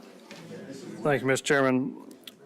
This item is for a rezoning request, which Southbound Timberlands LLC has submitted an application to rezone approximately 350 acres from Ag 5 to light industrial zoning for the development of warehousing. The property is located more or less accessed off of US Highway 80. There's no direct road frontage, so we've listed it as US Highway 80. And Stravinsky Capital Management LLC was the agent for the applicant, which Mr. Steve Rushing, I believe, will be representing that group here tonight. This parcel is, or the rezoning request is for 350 acres, but the entire parcel is 517 acres, of which the latter portion goes into Bryan County. So there's a smaller portion that goes into Bryan County. This is located, as shown with the star to the bottom right, southeast Bulloch County. Generally referenced east of Highway 80, south of 119. However, the property does not have access to 119, and that is not being proposed. This is the current zoning map of the property. As you see, it's Ag 5 currently, and surrounding properties are Ag 5. There is a subdivision, which I do believe predated the zoning ordinance, but it is considered an Ag 5 residential subdivision, Flemington Woods. That would be to the east of the property. For reference, this came up at the Planning and Zoning Commission previously. There was question about what zoning Bryan County would have for their property, the southern portion of the parcel, which what I show here is the Bryan County zoning map, which is a I-2, which is a general industrial district, which allows for warehousing. The aerial of the property does show that currently it is attractive timber with some wetlands throughout the property, more along the eastern boundary of the property, in which in the staff report we do have a few conditions that addresses a drainage ditch along, if you can see the pointer, the kind of the northwest boundary of this property. That was a concern at Planning and Zoning. This is the proposed site plan for the warehousing development. The darker green areas, that is what has preliminarily been determined as wetlands. And then the blue shaded areas are presumed drainage structures to, withhold the stormwater runoff. And then for the Bulloch County portion, as you see, it is those 3 buildings, 3 warehouses just to the north of the county line. Overall, this property is part of a larger development of warehouses in which the access for the development, and I believe what was contemplated in the traffic report that was provided to both Bryan County and Bulloch County, shows and anticipates access along Warnell Farms Road, which is in Bryan County. And I'll let the applicant get into anything on the traffic study for that. But what you see in the Bryan County portion has again already been entitled with warehousing and industrial zoning. And again, doing the best we could to make signs visible to the public. We did place the zoning signs along Highway 80, again, approximate to the sole access at current for the property.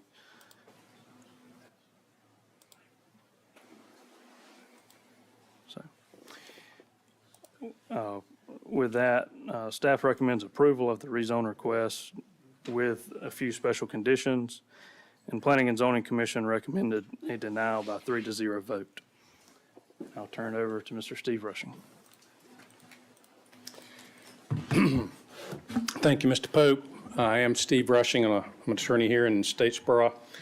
Tonight I am representing the agent, Stravinsky Capital Management, LLC. I've got some principals from that company with me, John Wotus and Stephen Brock. Also with us today is our chief engineer, Jason Chambliss. Hopefully can address any questions you guys may have. Southbound Timberlands is the current owner of the property, but is under contract with our client, Stravinsky Capital Management, for the entire 510-acre parcel that lies, as James said, across the county lines. We are seeking to rezone all 345-plus acres that lie in Bulloch County as a light industrial zone for, indeed, a warehousing and distribution center. As indicated there, you see it's primarily focused in Bryan County, but does extend into Bulloch County on this tract. We had initially filed this application back in the spring in both Bryan County and Bulloch County. And Bryan County ended up, had some questions and ended up deferring. And so we kind of got off track, and it came up at the Planning Commission about what the Bryan County had done on their side of the track. And so that had not been done yet and would not be heard before you guys would hear it. Also, we had some other comments from a adjoining property owner, the Roberts, I believe, and they had some questions. And so we decided to pull the whole application to allow Bryan County to complete their project and also to go see the Roberts and address their concerns as well. I'm happy to say that we that Bryan County Commission did approve the rezoning of the balance of this same tract, roughly 165 acres as the general industrial zone that James just mentioned. We also met with the Roberts at their property a couple times with our engineers to address their concerns. Now, not all of the 345, as you can see, is going to actually be our developed. About 217 acres is uplands and 133 is wetlands, but thankfully, as you can see in the green, most of those wetlands lie between the proposed site and the Flemington Wood subdivision. So we're allowing that to stay natural along with the woodlands that are there that will provide a significant natural buffer between this project and those folks living in that area. You can see there, we proposed a little bit shy of 3 million square feet in the Bulloch County side. Obviously, if the zoning is approved, we've got a whole lot more plans and exams to do on the property. We've got to do a hydrology report, and then the engineers would take the data taken from that and more fully develop what you see there. In fact, any one of those reports could cause us to lose some of the square footage if we have to downsize it to meet some of those. But this is what we would propose if all goes as we expect. As indicated, no existing roads in the county would be directly accessed. Even the part of the zoning with Bryan County means that we would requires us to fully develop that road through Bryan County that accesses Highway 80, and so that is part of that zone, which would be at our cost. Now, if this is permitted and we go to full construction, this is a multi-million-dollar project. At fully construction, it would put between $1 million and $2 million of taxes into the county coffers immediately. There's no tax waivers or deferrals. This would be immediate taxes to the county. We've reviewed the county's departmental review, and we pretty much agree with its analysis that it did.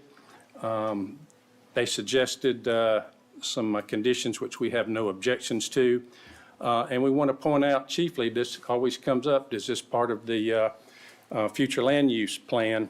That was used against one of the previous applications, but I'm happy to state that in this case, this is designated as employment district by the county in the future land use plan, and that anticipates the light industrial zoning that we are seeking.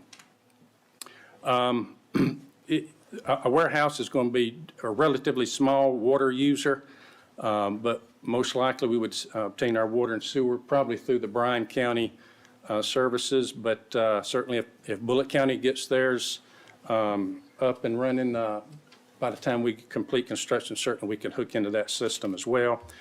We will have an early suppression fast response fire protection system driven by a diesel pump to help with fire safety. However, we do expect there to be some a general understanding between Bryan and county, since it's crossing the county lines, as to the ultimate responsibility for fire protection, and those kind of agreements are routine, particularly at property that crosses county lines. As for the 4 conditions, again, they're acceptable to us. I think one issue that came up at the Planning Commission was the water drainage, and that's why we've got our engineers here today. We don't have all the data yet that would come from a hydraulic report, but they have spent a good bit of time on it, and I'm going to ask him to come up. Following my comments, we will have the county required buffers.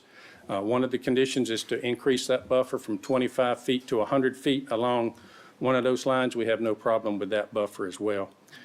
So we would respectfully request that you adopt the staff's departmental review and recommendation, and to grant us this light industrial rezone.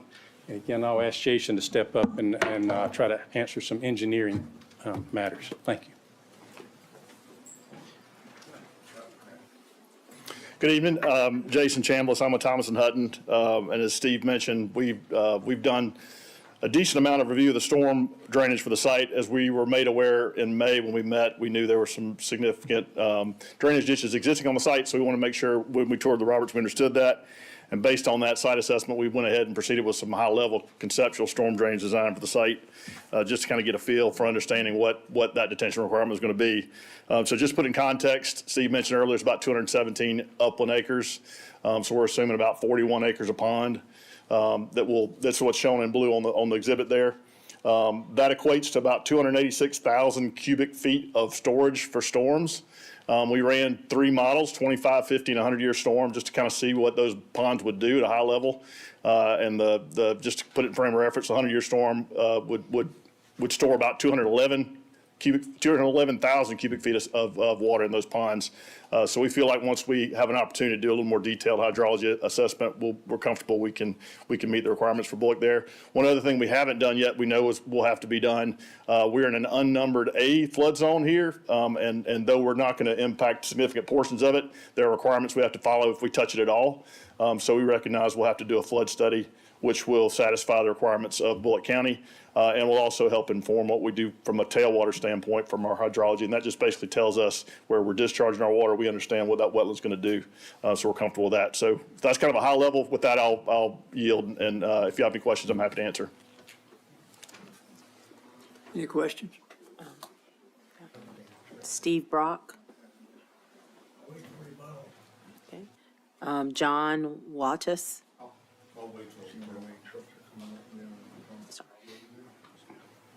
Okay, that's it. There's only 2 that signed up. Did they not want to speak? Okay. Please. Mr. Brock or Mr. Wattis, neither one of you want to speak at this time? Not at this time. Okay.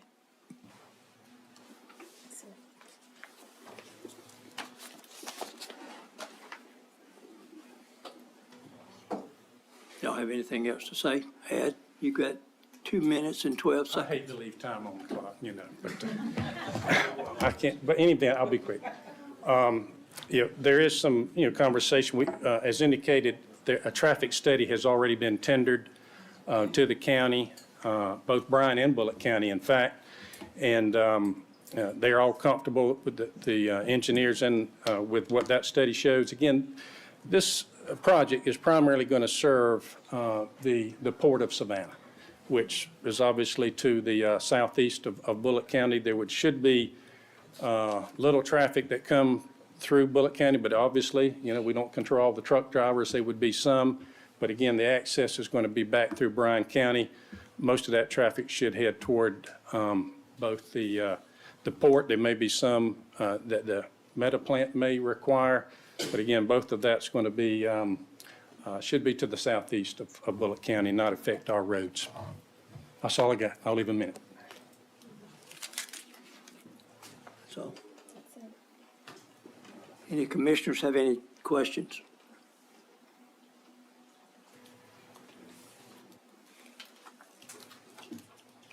And hearing none, I'll ask for a motion. Mr. Chairman. We've got a Steve Brock and a John Walters.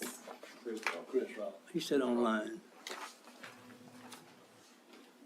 What's the name? Chris Roberts, When did you sign up online?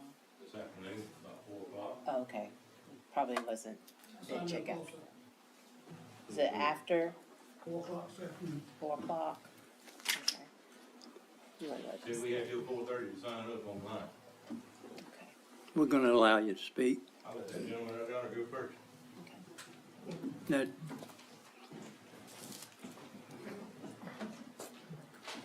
If you would state your name and address, Ben Bowie. please.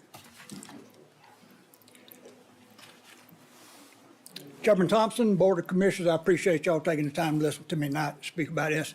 I had a big spill, but I'm gonna get right to the point because I know there's some other people that want to talk. I have two concerns about this project. One is, where's all the water going? This is flatwoods. Everybody know what flatwoods are. Water does not drain out of flatwoods very well. I lived in them for 73 years, I know. So, they quoted some number here about water, but 1 inch of rain on those 7 largest warehouses amounts to, I get 516,000 cubic feet. Right? Is that right? 1 inch of rain on the 216 or 270,000 acres is 30,000 cubic feet. Okay, well, anyway, guess my numbers are wrong. I have to go back to school. Still, that's a lot of rain, and rain's not gonna flow out of there. The other issue I have is, we all talk about, what impact has here, what impact here is, but I have yet to see in a agenda or the packet, what's the impact on wildlife?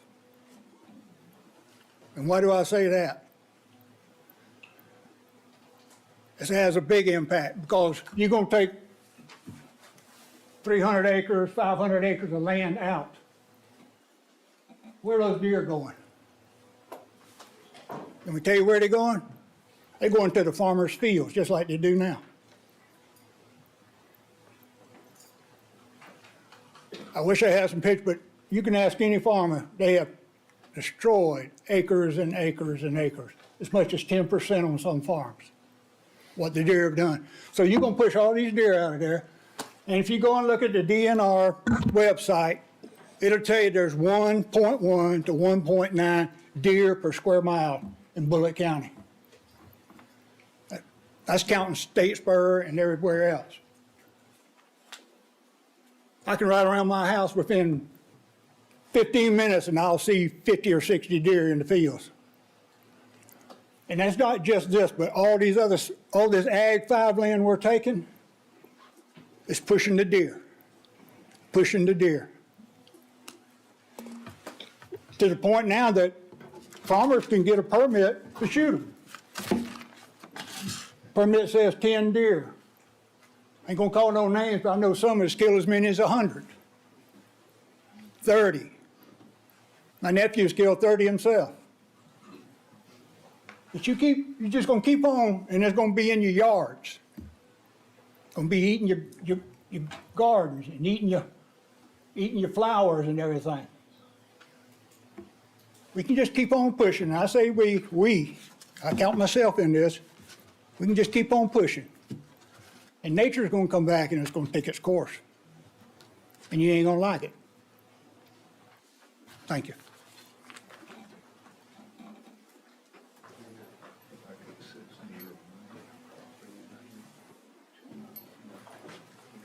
Good afternoon. My name's Chris Roberts. I kind of representing our family farm. We bought them on the north side of this project. I spoke at the planning and zoning back in the spring. I worked with Steve and all their bunch pretty regular since we first had the initial meeting. I've hunted on that property and been on that property for over 40 years. I probably know every pine tree and I know every drainage ditch. I know everything on that property. First, I was totally against this project. I still don't like it, but the Bryan County portion is already there.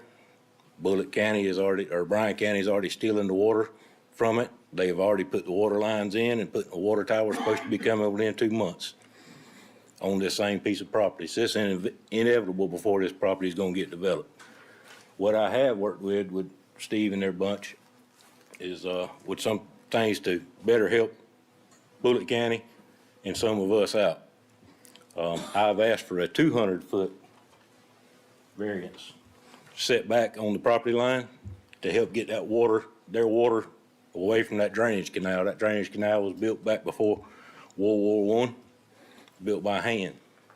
And when Debbie come through, we had a bunch of water. It took it a while, but it finally drained. This drainage goes all the way back up in there towards Mr. Ray Davis's property. It drains a lot of farmland and a lot of timberland.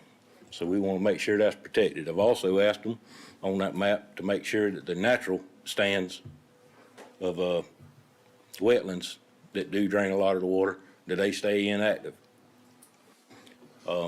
They have agreed to do that as well. I did ask for a few other little things like lighting. I've asked for downward facing lighting and motion sensor lighting on the building. So when I look out my back door, I'm not seeing the moon, a glow of the lights reflecting. I still want to be able to see the moon and the stars back there. I do have some other concerns with the problem, or with the place, with the fire. I've been in the fire service of Bulloch County for over 30 years. It is going to create some problems, but I hope the commission in the next 5 years gets a fire station down there. I got a phone call today that there's some insurance people that have lost their insurance after this hurricane because we don't have a fire station down there. They had claims and they got digging into the people's insurance and they've lost insurance, and that was Farm Bureau that done that. But I think with working with the fire department and working with these fine folks, that maybe within 3 to 5 years when this project starts to get built out, that we can work with them some more and get what's needed to be done. As long as they do what they say they're gonna do, and that water don't back up on our farm and back up into the people in Flemington Woods, we're gonna be okay. But that is our biggest concern, is water backup. And as long as their plan works out, once they get their hydrology report back, and we'll know more. Thank you.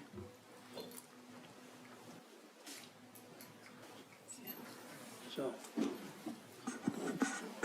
If I may, I did keep a minute on there, and Mr. Roberts is correct. I had referenced the 100-foot border on that side that was in the conditions, by the staff, but we did agree with the Roberts family to make that 200. So if you consider granting this rezone with the conditions, we're fine with that changing to 200 feet from the 100 feet that was suggested by the staff. And certainly we're going to do all those things that we've indicated to him to the best of our ability. Thank you. Mr. Chairman, yes, sir. may I comment? Yes, sir. Mr. Bowie, I appreciate your comment about the deer. This is my neighborhood. This is where I've lived for 71 years. I farm land right next to Highway 119. Part of this water coming off of these warehouses is going to be split. One side of it has got to go to Black Creek. It's got to cross Highway 80. To cross Highway 80, the beavers have dammed up Highway 80 and are pushing water back next to my cropland. The other side of the drain is going to go across Eldora Highway. This water, if I'm correct, you have close to 3 million square feet of warehouse. That's close to 68 acres. What I've scaled on the map is y'all gonna impact with the turnaround, the roads, the turnaround areas for the parking and the warehouses. Y'all are gonna impact over half of this 350 acres. I scaled it at 179. 179, 1 inch of rain on 1 acre of land is 1 inch of rain on 1 acre of land is 27,154 gallons of water. You multiply that by the 179 acres, and you've got close to 5 million gallons of water. Now, I've got a topograph that I got from NRCS. This topograph says water flows downhill. Now, the water has 2 ways to get out of there. One is across Highway 80. The other is across Eldora Road. Now, if you look at the soils map, Bryan County has already approved these warehouses. And if that development is anywhere near the same acreage with the warehouses and the parking lots, the turnaround areas, then you're going to have close to 10 million gallons of water coming across the Bulloch-Bryan County line and going down across Highway Eldora Road. Now, back to the deer. You got beavers that are stopping up these drains. You got deer that's being displaced. They're coming up there and eating my crops and the neighbor's crop. How do I know they are? Because I haven't seen them in Bliston at Ken's IGA, and I sure ain't seen them at Sanders Seafood. So they're going to impact the agricultural part of our county. Now, the soils map shows that the water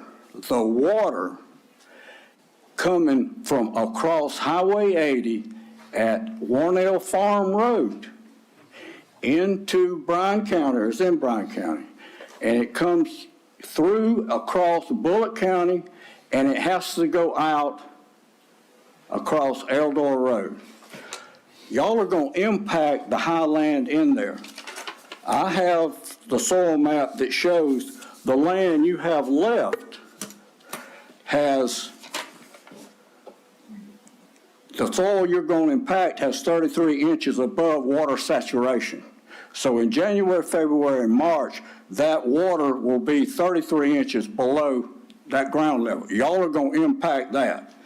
There's 21 inches above that y'all are going to impact that and build warehouses on. There's 24 inches by soil type that you're going to build these warehouses on. So the soil you're left with is 6, 0, and 0 of the remaining soil where the water saturation level is. These retaining ponds are already going to be full. This is flat land with very little grade. The soil map shows the grades on this, and it shows that the water is coming from the development in Bryan County across the line into Bulloch County, and most of it is going out across Eldora Road. I contend that Flemingwood subdivision, which doesn't have county roads, will be impacted by this. Georgia law says you can't back water up on people. And this county will be held liable for these actions that this water caused. Y'all cannot play Mother Nature. Y'all cannot determine the amount of water that comes, when it comes, and how it comes. This is my neighborhood. This is where I've been for almost 71 years. Thank you, Mr. Chairman. I'm not on the list to speak, but I live on Eldora Road, so I have like 3 minutes, please. You know, I've never done that, but since you've asked, you're gonna be the last one. Yes, sir. You got 3 minutes. All right.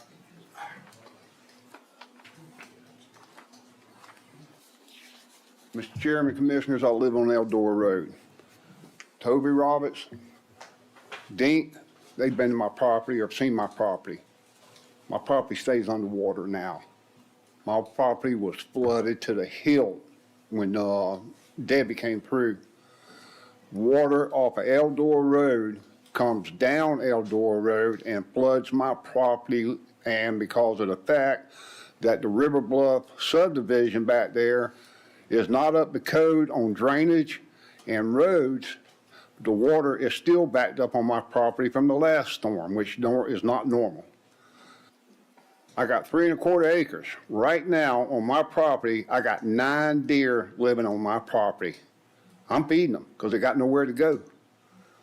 If this deal comes up and that water starts flowing across Eldora Road like what's being said, I might as well just leave my place because I'm gonna be underwater. And I bought the place to retire and, have a place my grandkids come to the pond and fish. Not to have all this construction and warehouses come out here and screw up what I worked all my life for. Thank you. Mr. Chairman, I know this is a little unorthodox also, but we didn't realize there was some opposition signed up. We didn't know that there was an online list. We would have reserved some additional time to address that. So we would ask that you give a minute to Mr. Chambliss to try to address some of Mr. Davis's questions. All right. Let's make this very clear. You got 1 minute, and then we're gonna turn it over to the commissioners. Yes, sir. I'll work quick. In fairness to Mr. Coolott, he mentioned the amount of water that runs off the site. We are units different, but he was about right for the storage. But what I want to respond to specifically is the volume of water you're talking about. That's specifically why we have to provide those 41 acres of pond. So that water is going to be detained, whereas we've got, again, in the 100-year storm, which is larger than what we actually retained for, that's going to generate 211,000 cubic feet of water that we're going to have to store in those ponds and then slowly release so they don't overwhelm the downstream conveyance. And as far as the downstream conveyance, the flood study we've got to do, we're going to have to look at those crossings you mentioned. There's one at 80, there's one at 119, there's another one on Eldora. All those that affect that storm, that floodplain, we're going to have to study that, include that in the model, and identify those as tailwaters and constraints on our property. So I don't disagree necessarily with anything you said.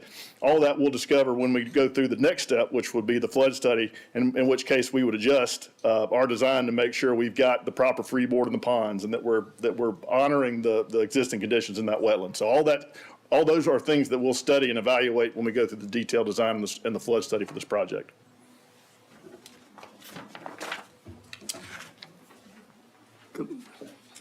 Thank all of y'all for speaking on this matter tonight. Now I'm going to turn it over to the commissioners. Y'all have any questions?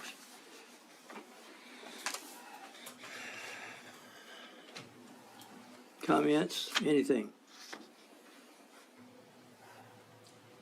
Chairman Thompson, can I make one more comment? I got some. No, sir. I've stopped it. I'm sorry as can be, but we've got to stop it. We've still got more meeting to go. Now I'll call for a motion. Mr. Chairman, I make a motion we deny this application. Do we have a second? Second. We have a second.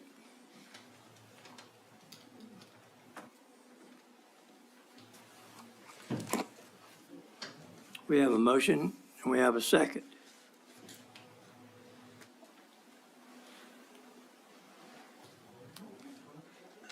Then that motion dies.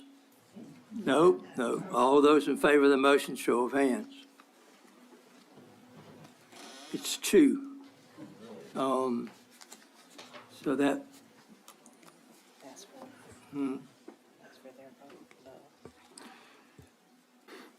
that, all those,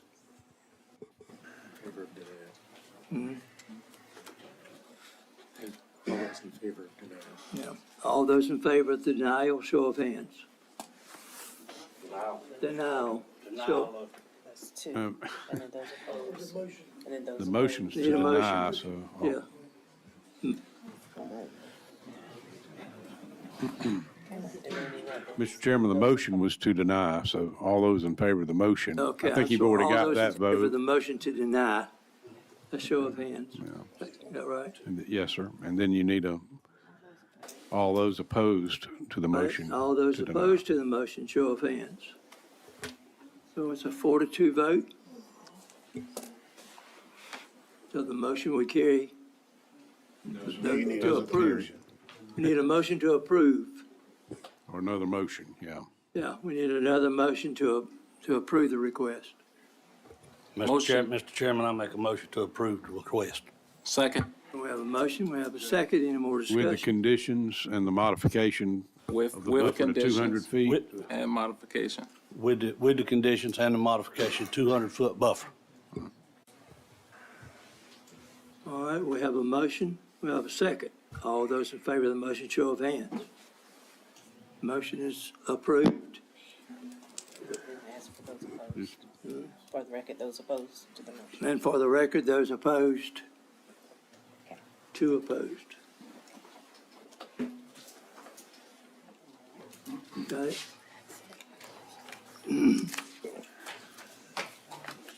We're gonna move to, we still got 2 more to go, and I think it's only fair that we move to item number 6, and those, the other one will be after item number 6.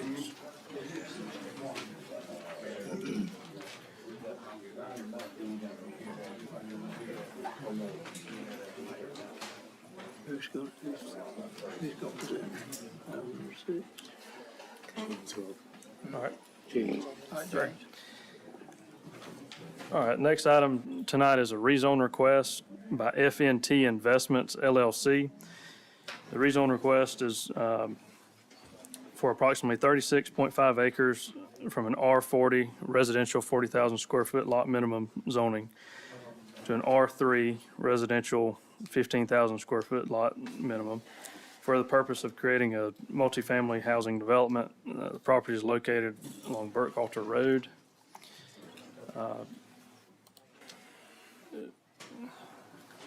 This section of Burkhalter Road is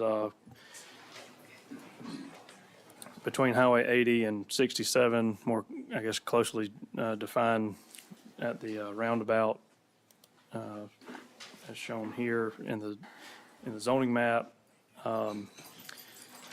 This property is shown highlighted in blue.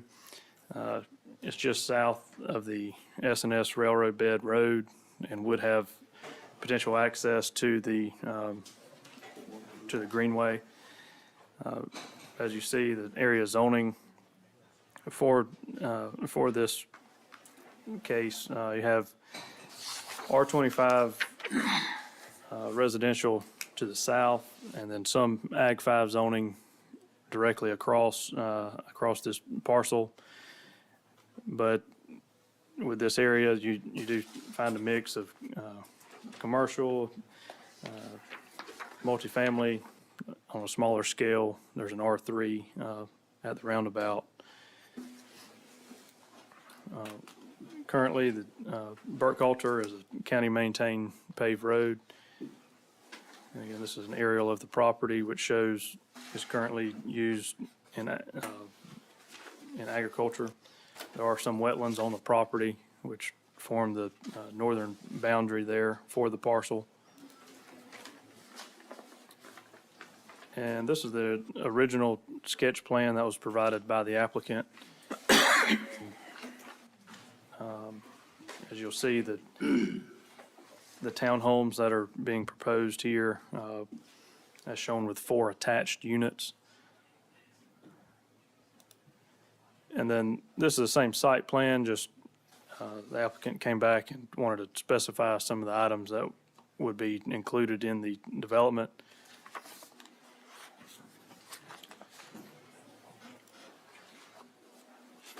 And these are photos from our site visit to the property along Burkhalter Road. And that would be looking, I guess, to the northeast into the roundabout. All right, I'll go back to the site plan. And I'll mention that staff recommends approval.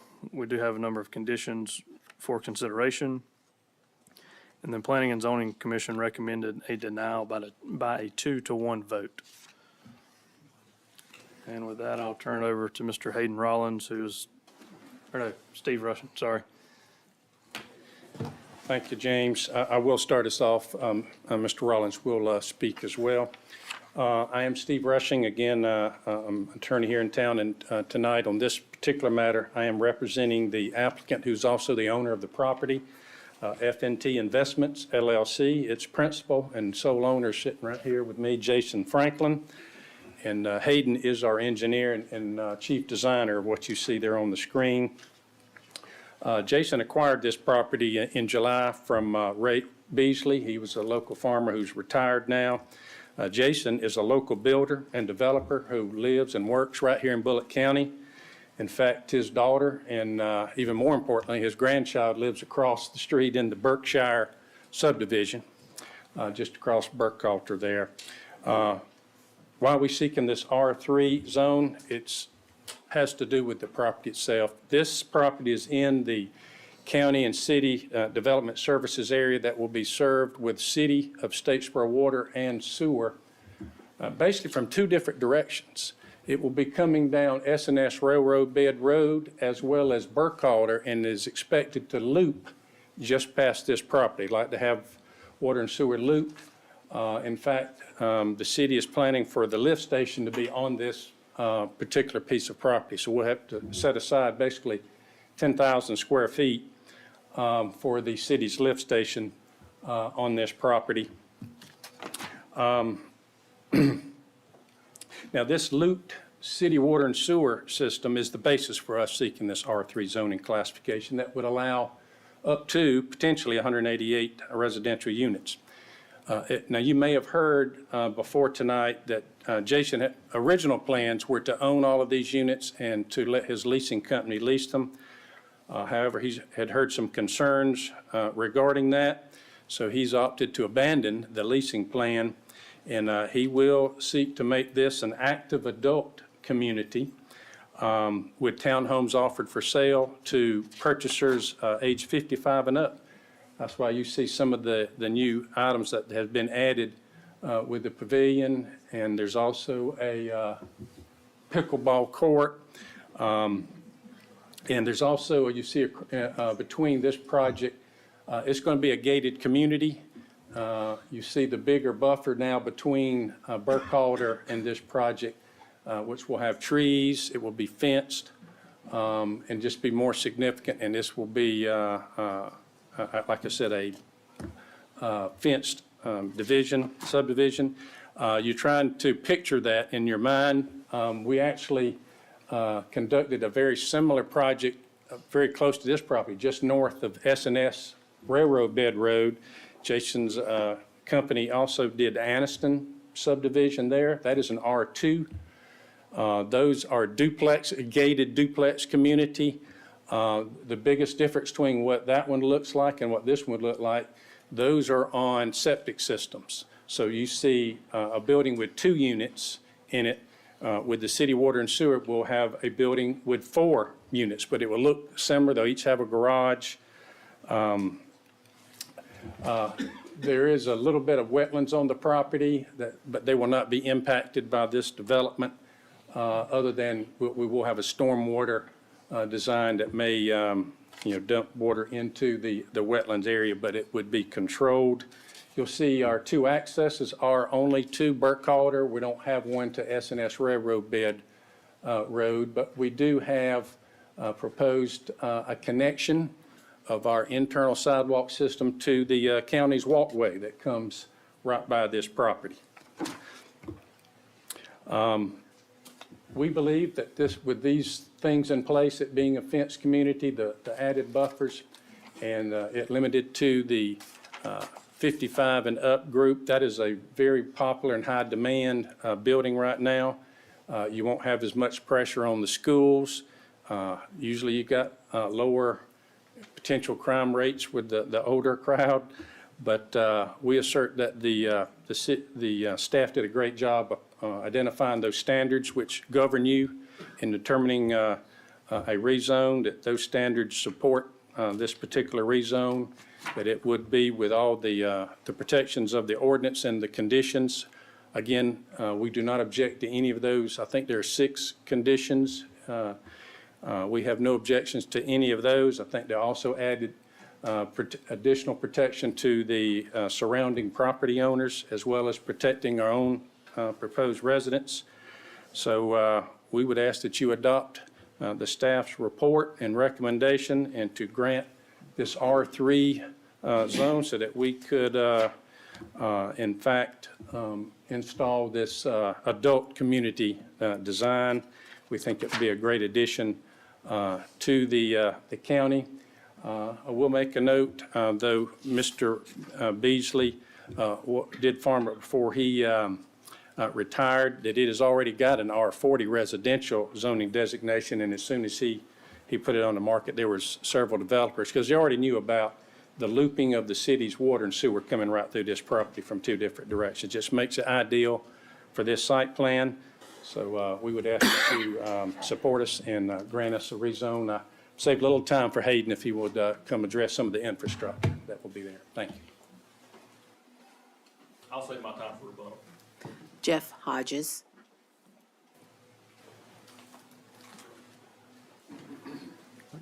Appreciate you guys taking the time to hear me speak. Jeff Hodges, I live on 1002 Cobb Road, which is right across from the proposed development. I want to appreciate y'all's time. Like I said, I know it's a thankless job. Y'all have to hear a lot of stuff, and it's late tonight, so thank you for doing that. There are several of us who are in opposition to this too that have shown up tonight, so I appreciate our neighbors and everything coming out as well. So I have a question. I don't know if I can ask y'all. If not, can y'all ask them later? Is this, how do you enforce that 55 or older? So I do appreciate them changing that, because that was not their plan the last time when it got denied. So who enforces that? I mean, is that just something they say on paper and then they rent it to whoever, or is that something that's actually legally bound to do that? That would be a huge question I would have. In the departmental review that our Bulloch County planners did, I've read that thoroughly, and they said there's no substantial reason why the property cannot be used as it is currently zoned. It also states that zoning will cause excessive burdensome use on public facilities, on the streets, on our school system, on EMS services, and our fire department. In summary, there are only 2 positive impact factors for the property. There are 4 neutral and 5 negatives. And one of the negatives was the development, physical and economic impact. So according to the departmental review, the public expenditures will exceed revenues. So if it is going to cost the county more money than it's going to benefit the county, the only person that seems to be benefiting is the developer. So I don't understand why we would approve something that only benefits the developer and not the county. Traffic's listed as a neutral impact, and I certainly disagree with that. If you've driven down Burkhalter Road lately, you know that the traffic is a problem there. Our planners would agree with that. I think even our lawyer here agreed with that last time. When I was coming home today, there were 32 cars trying to go off Burkhalter and on to 67. It takes me 3 light changes a lot of times in the mornings to go to work because of all the traffic that's backed up over there. I spoke to a couple of you on the phone about this in advance, and one of you told me you're going to need a helicopter just to get off your property. And I thought that was pretty funny and probably true. Another thing is traffic's cumulative. It doesn't just matter for this development. Recently, the city has approved 335 units at the end of Highway 67. on Burkhalter Road. I think later this week, you're going to hear another one from Blue Water Group trying to get some more townhomes approved right in front of Chatham Place, which is also going to be on Burkhalter. All the traffic from Kiwanis Road's flowing down Burkhalter. And I know they're going to say that the roundabout, you can go in 5 different directions, but everybody's headed to 67 and Highway 80. So there's really, it's already overwhelming traffic, and adding more and more subdivisions and more homes in this area is just making it worse. The developer plans to put 192 rental units, possibly for 55 people and older now. And I would just argue that does not fit the character of our neighborhood. The Cobb Road that's over there, our neighbors that are here tonight live on 5 to 20 acre lots that was built in the late 80s. I've lived there since 1997. I found a little slice of heaven, I thought, when I bought it, you know. And now more and more multifamily homes and smaller things continue to creep our way. And it just does not fit the character of the neighborhood. There are lots of 27, 73, 38, 135, 99, 193 acres around us. Berkshire subdivision is a very nice subdivision. Most of those lots are 1 to 1.5 acres. We would have no opposition to a nice development like that in the area, which is already zoned. It can be done like that. But don't necessarily see the need for cramming a lot of multifamily townhomes there. Let's see. I would argue that the runoff water from all of these parking lots and rooftops is going to head. That's actually where Black Creek starts in this area, flows through there.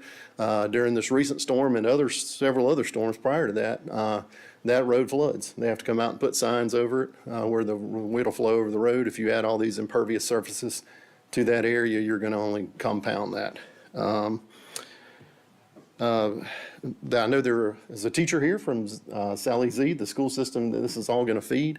So they're already pretty much at capacity.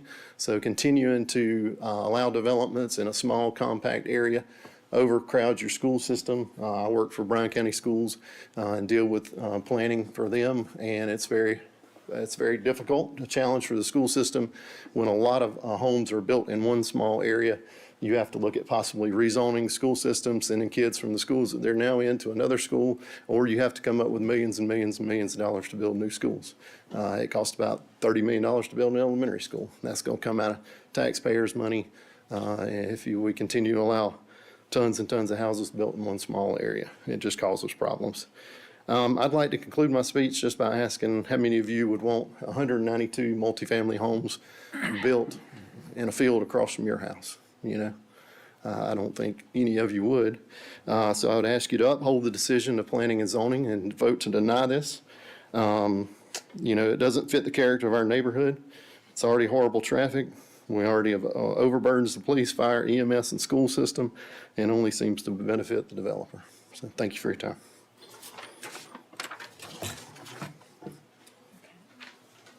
Hayden Rollins. I can speak to those traffic-related items. I would like to say a major traffic study has been done as a part of this rezoning.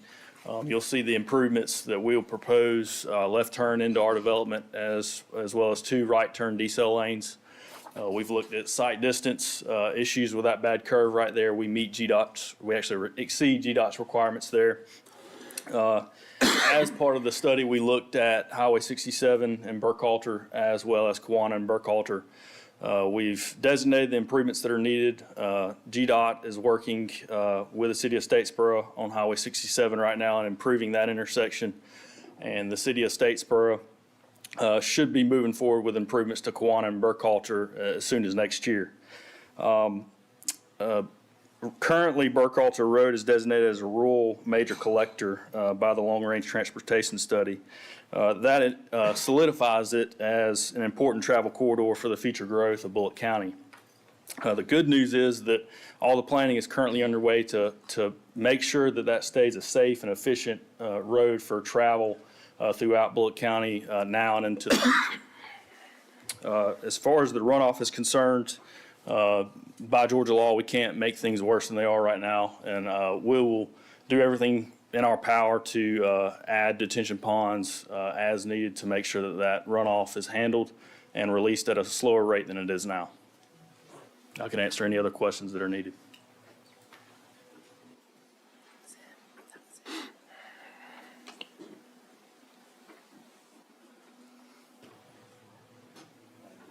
Do we have any questions from the commissioners? Oh, okay. If I may, Mr. Chairman, with some of our available time, I'd like to address, I think Hayden did a good job on the traffic with the study that has been done. I don't think that they can put a condition on the 55 over, but we can certainly put that in covenants. No, I was going to address that. I'm glad you brought it up. I don't think the county can No, I don't do think- that. I think there's some Fair Housing Act probably Yeah, issues it would with have to be that. in covenants, which is our plan to include that in our covenants, which would make it legally bound to that. On the economic review, I'd like to address that. Pretty much every subdivision that at least I've been involved in that I've seen up here that have come through the economic review, all were upside down. Every one of them, they were all negative. And if that was the only thing we had in the county, we would be upside down. But thankfully, you guys see everything that comes to the county. We've got commercial property. We've got industrial property, thanks for the recent approval. That's a very much positive, where you got $2 million coming in and no use of the schools and those things. So we balance all that. You balance the residential with the commercial and industrial, and that's how we're able to have these subdivisions like that. And then on the R40 current designation, that was done when it was anticipated there would just be septic tanks on this property, but we can eliminate ever how many septic tanks that would have been on this property.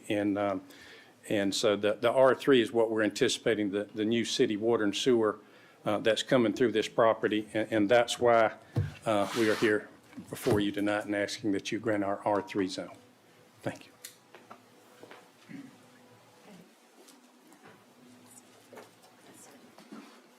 So. Yes, sir, you've got 4 minutes and 26 seconds. Thank you again. So when this was presented the first time, the developer had no intention of making this a 55 or older covenant. So if there's nothing that you can do to make sure that they enforce that, is this just something they're telling you so that you'll pass it? And then they'll turn around and do what they want to anyway. So it wasn't their intention to begin with, so the only reason they might intend to do it now is just so it'll pass. So I don't know the intentions of their heart, but I know their first proposal and what it was.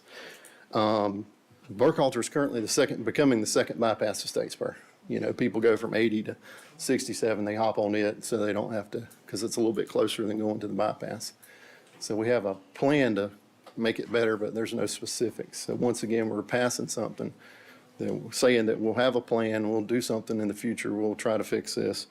We'll make it for 55 or older, you know. I wish we always had to have the specifics and we had something firm and in writing before we were able to approve things, because there's nothing, it seems like, that can hold them to actually living up to the commitments that they claim to make. And those are my concerns.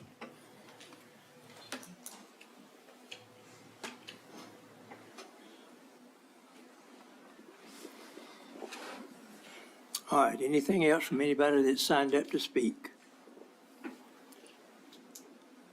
And hearing nothing, we'll turn it over to the commissioners for questions or comments or a motion. Mr. Chairman. Yes, sir. Mr. Chairman. I got a question for Mr. Rushing. It's specific to our conversation the other day. That with R3 zoning, the main entrance and exit have to come out to a main arterial highway. Does Burkhalter meet that requirement? That's our understanding, Mr. Davis, but you can ask the county staff that question. It is an arterial or collector road, so this would meet it without a variance.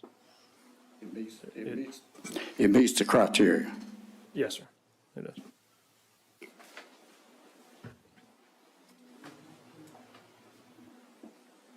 Anyone else?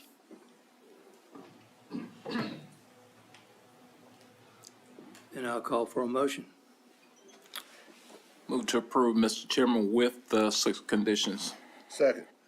I have a motion, I have a second. All those in favor of the motion, show of hands. 1, 2, 3, 4. All those opposed? Motion carries by 4-2 vote.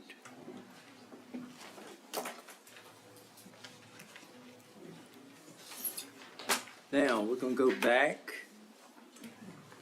to the one that we had sent out to make a decision, if y'all would approach.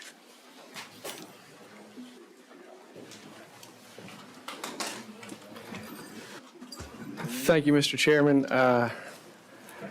We met and reached an agreement, and I believe the opposition is going to be withdrawn, but I'll leave that to Ms. Darcy to announce. Chairman and Commissioners, we do withdraw the opposition. Thank you for fostering that environment for us to go and hammer this out, get it on writing, in writing, signed, and we called in the other parties, and so we are agreeable to the conditions. So thank you. So I would just reiterate that we're asking that the commission grant the variance that we applied for. Thank you. Okay.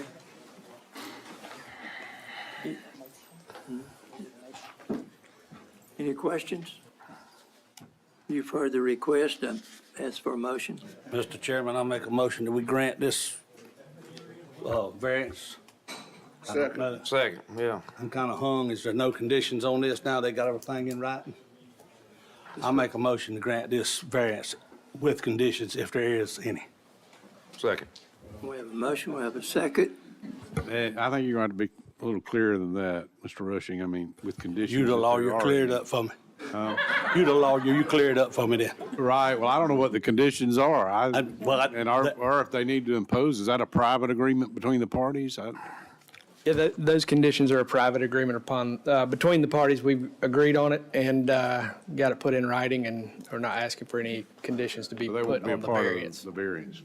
Correct. I make a motion to approve the variance. Second.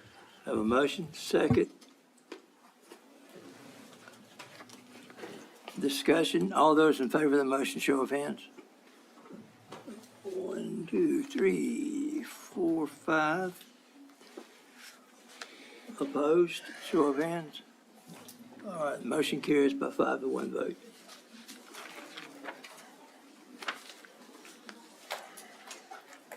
And that comes to the end of the meeting, that part of it. Before I entertain a motion to approve the general agenda, do we have any other discussion or modifications desired by the county manager or the board? County manager is none this evening, Mr. Chairman. I need a motion to approve the general agenda. All those in favor, show of hands. Unanimous approval. We'll move next to public comments. Leisha Neville.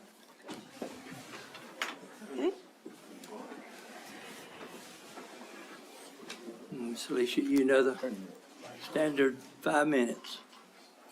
I really hope I'm not going to be up here that long because I'm just as tired as y'all are.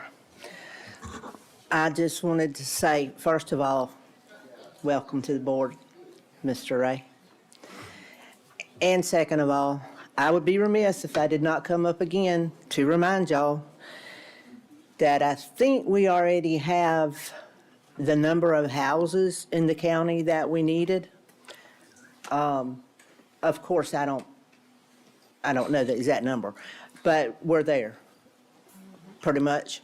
And, I mean, y'all can research that. Y'all got people to do that. But we don't have the schools we need. Please. I know that you're helping people make money and you're doing this and you're doing that and all that. People are getting developments and everything.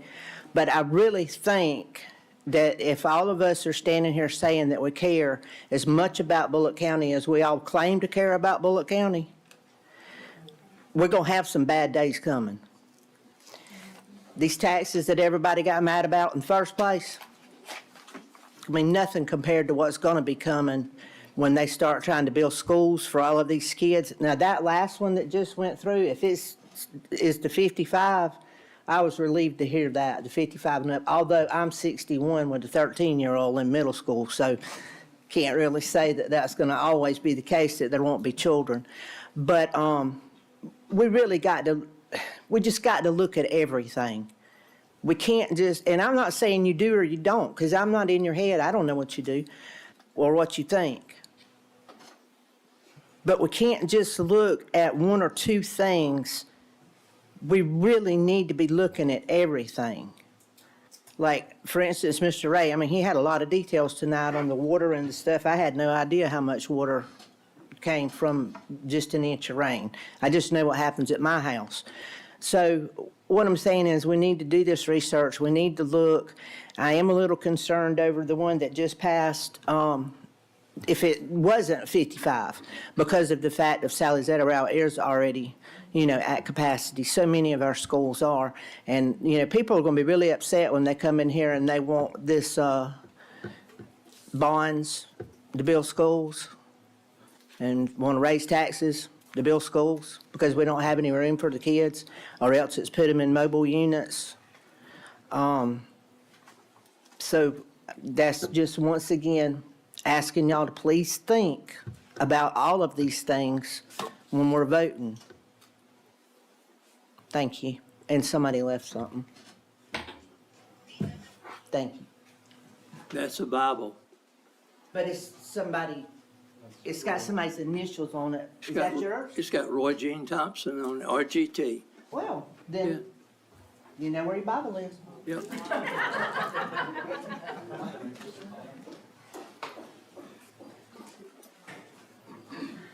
Anyone else signed up? No. Okay. We will now have staff comments. Any staff members' comments? Commissioner comments? We certainly appreciate all of y'all coming. I need a motion now to adjourn the meeting. So moved, Mr. Chairman. I have a motion, second discussion. All those in favor, show of hands.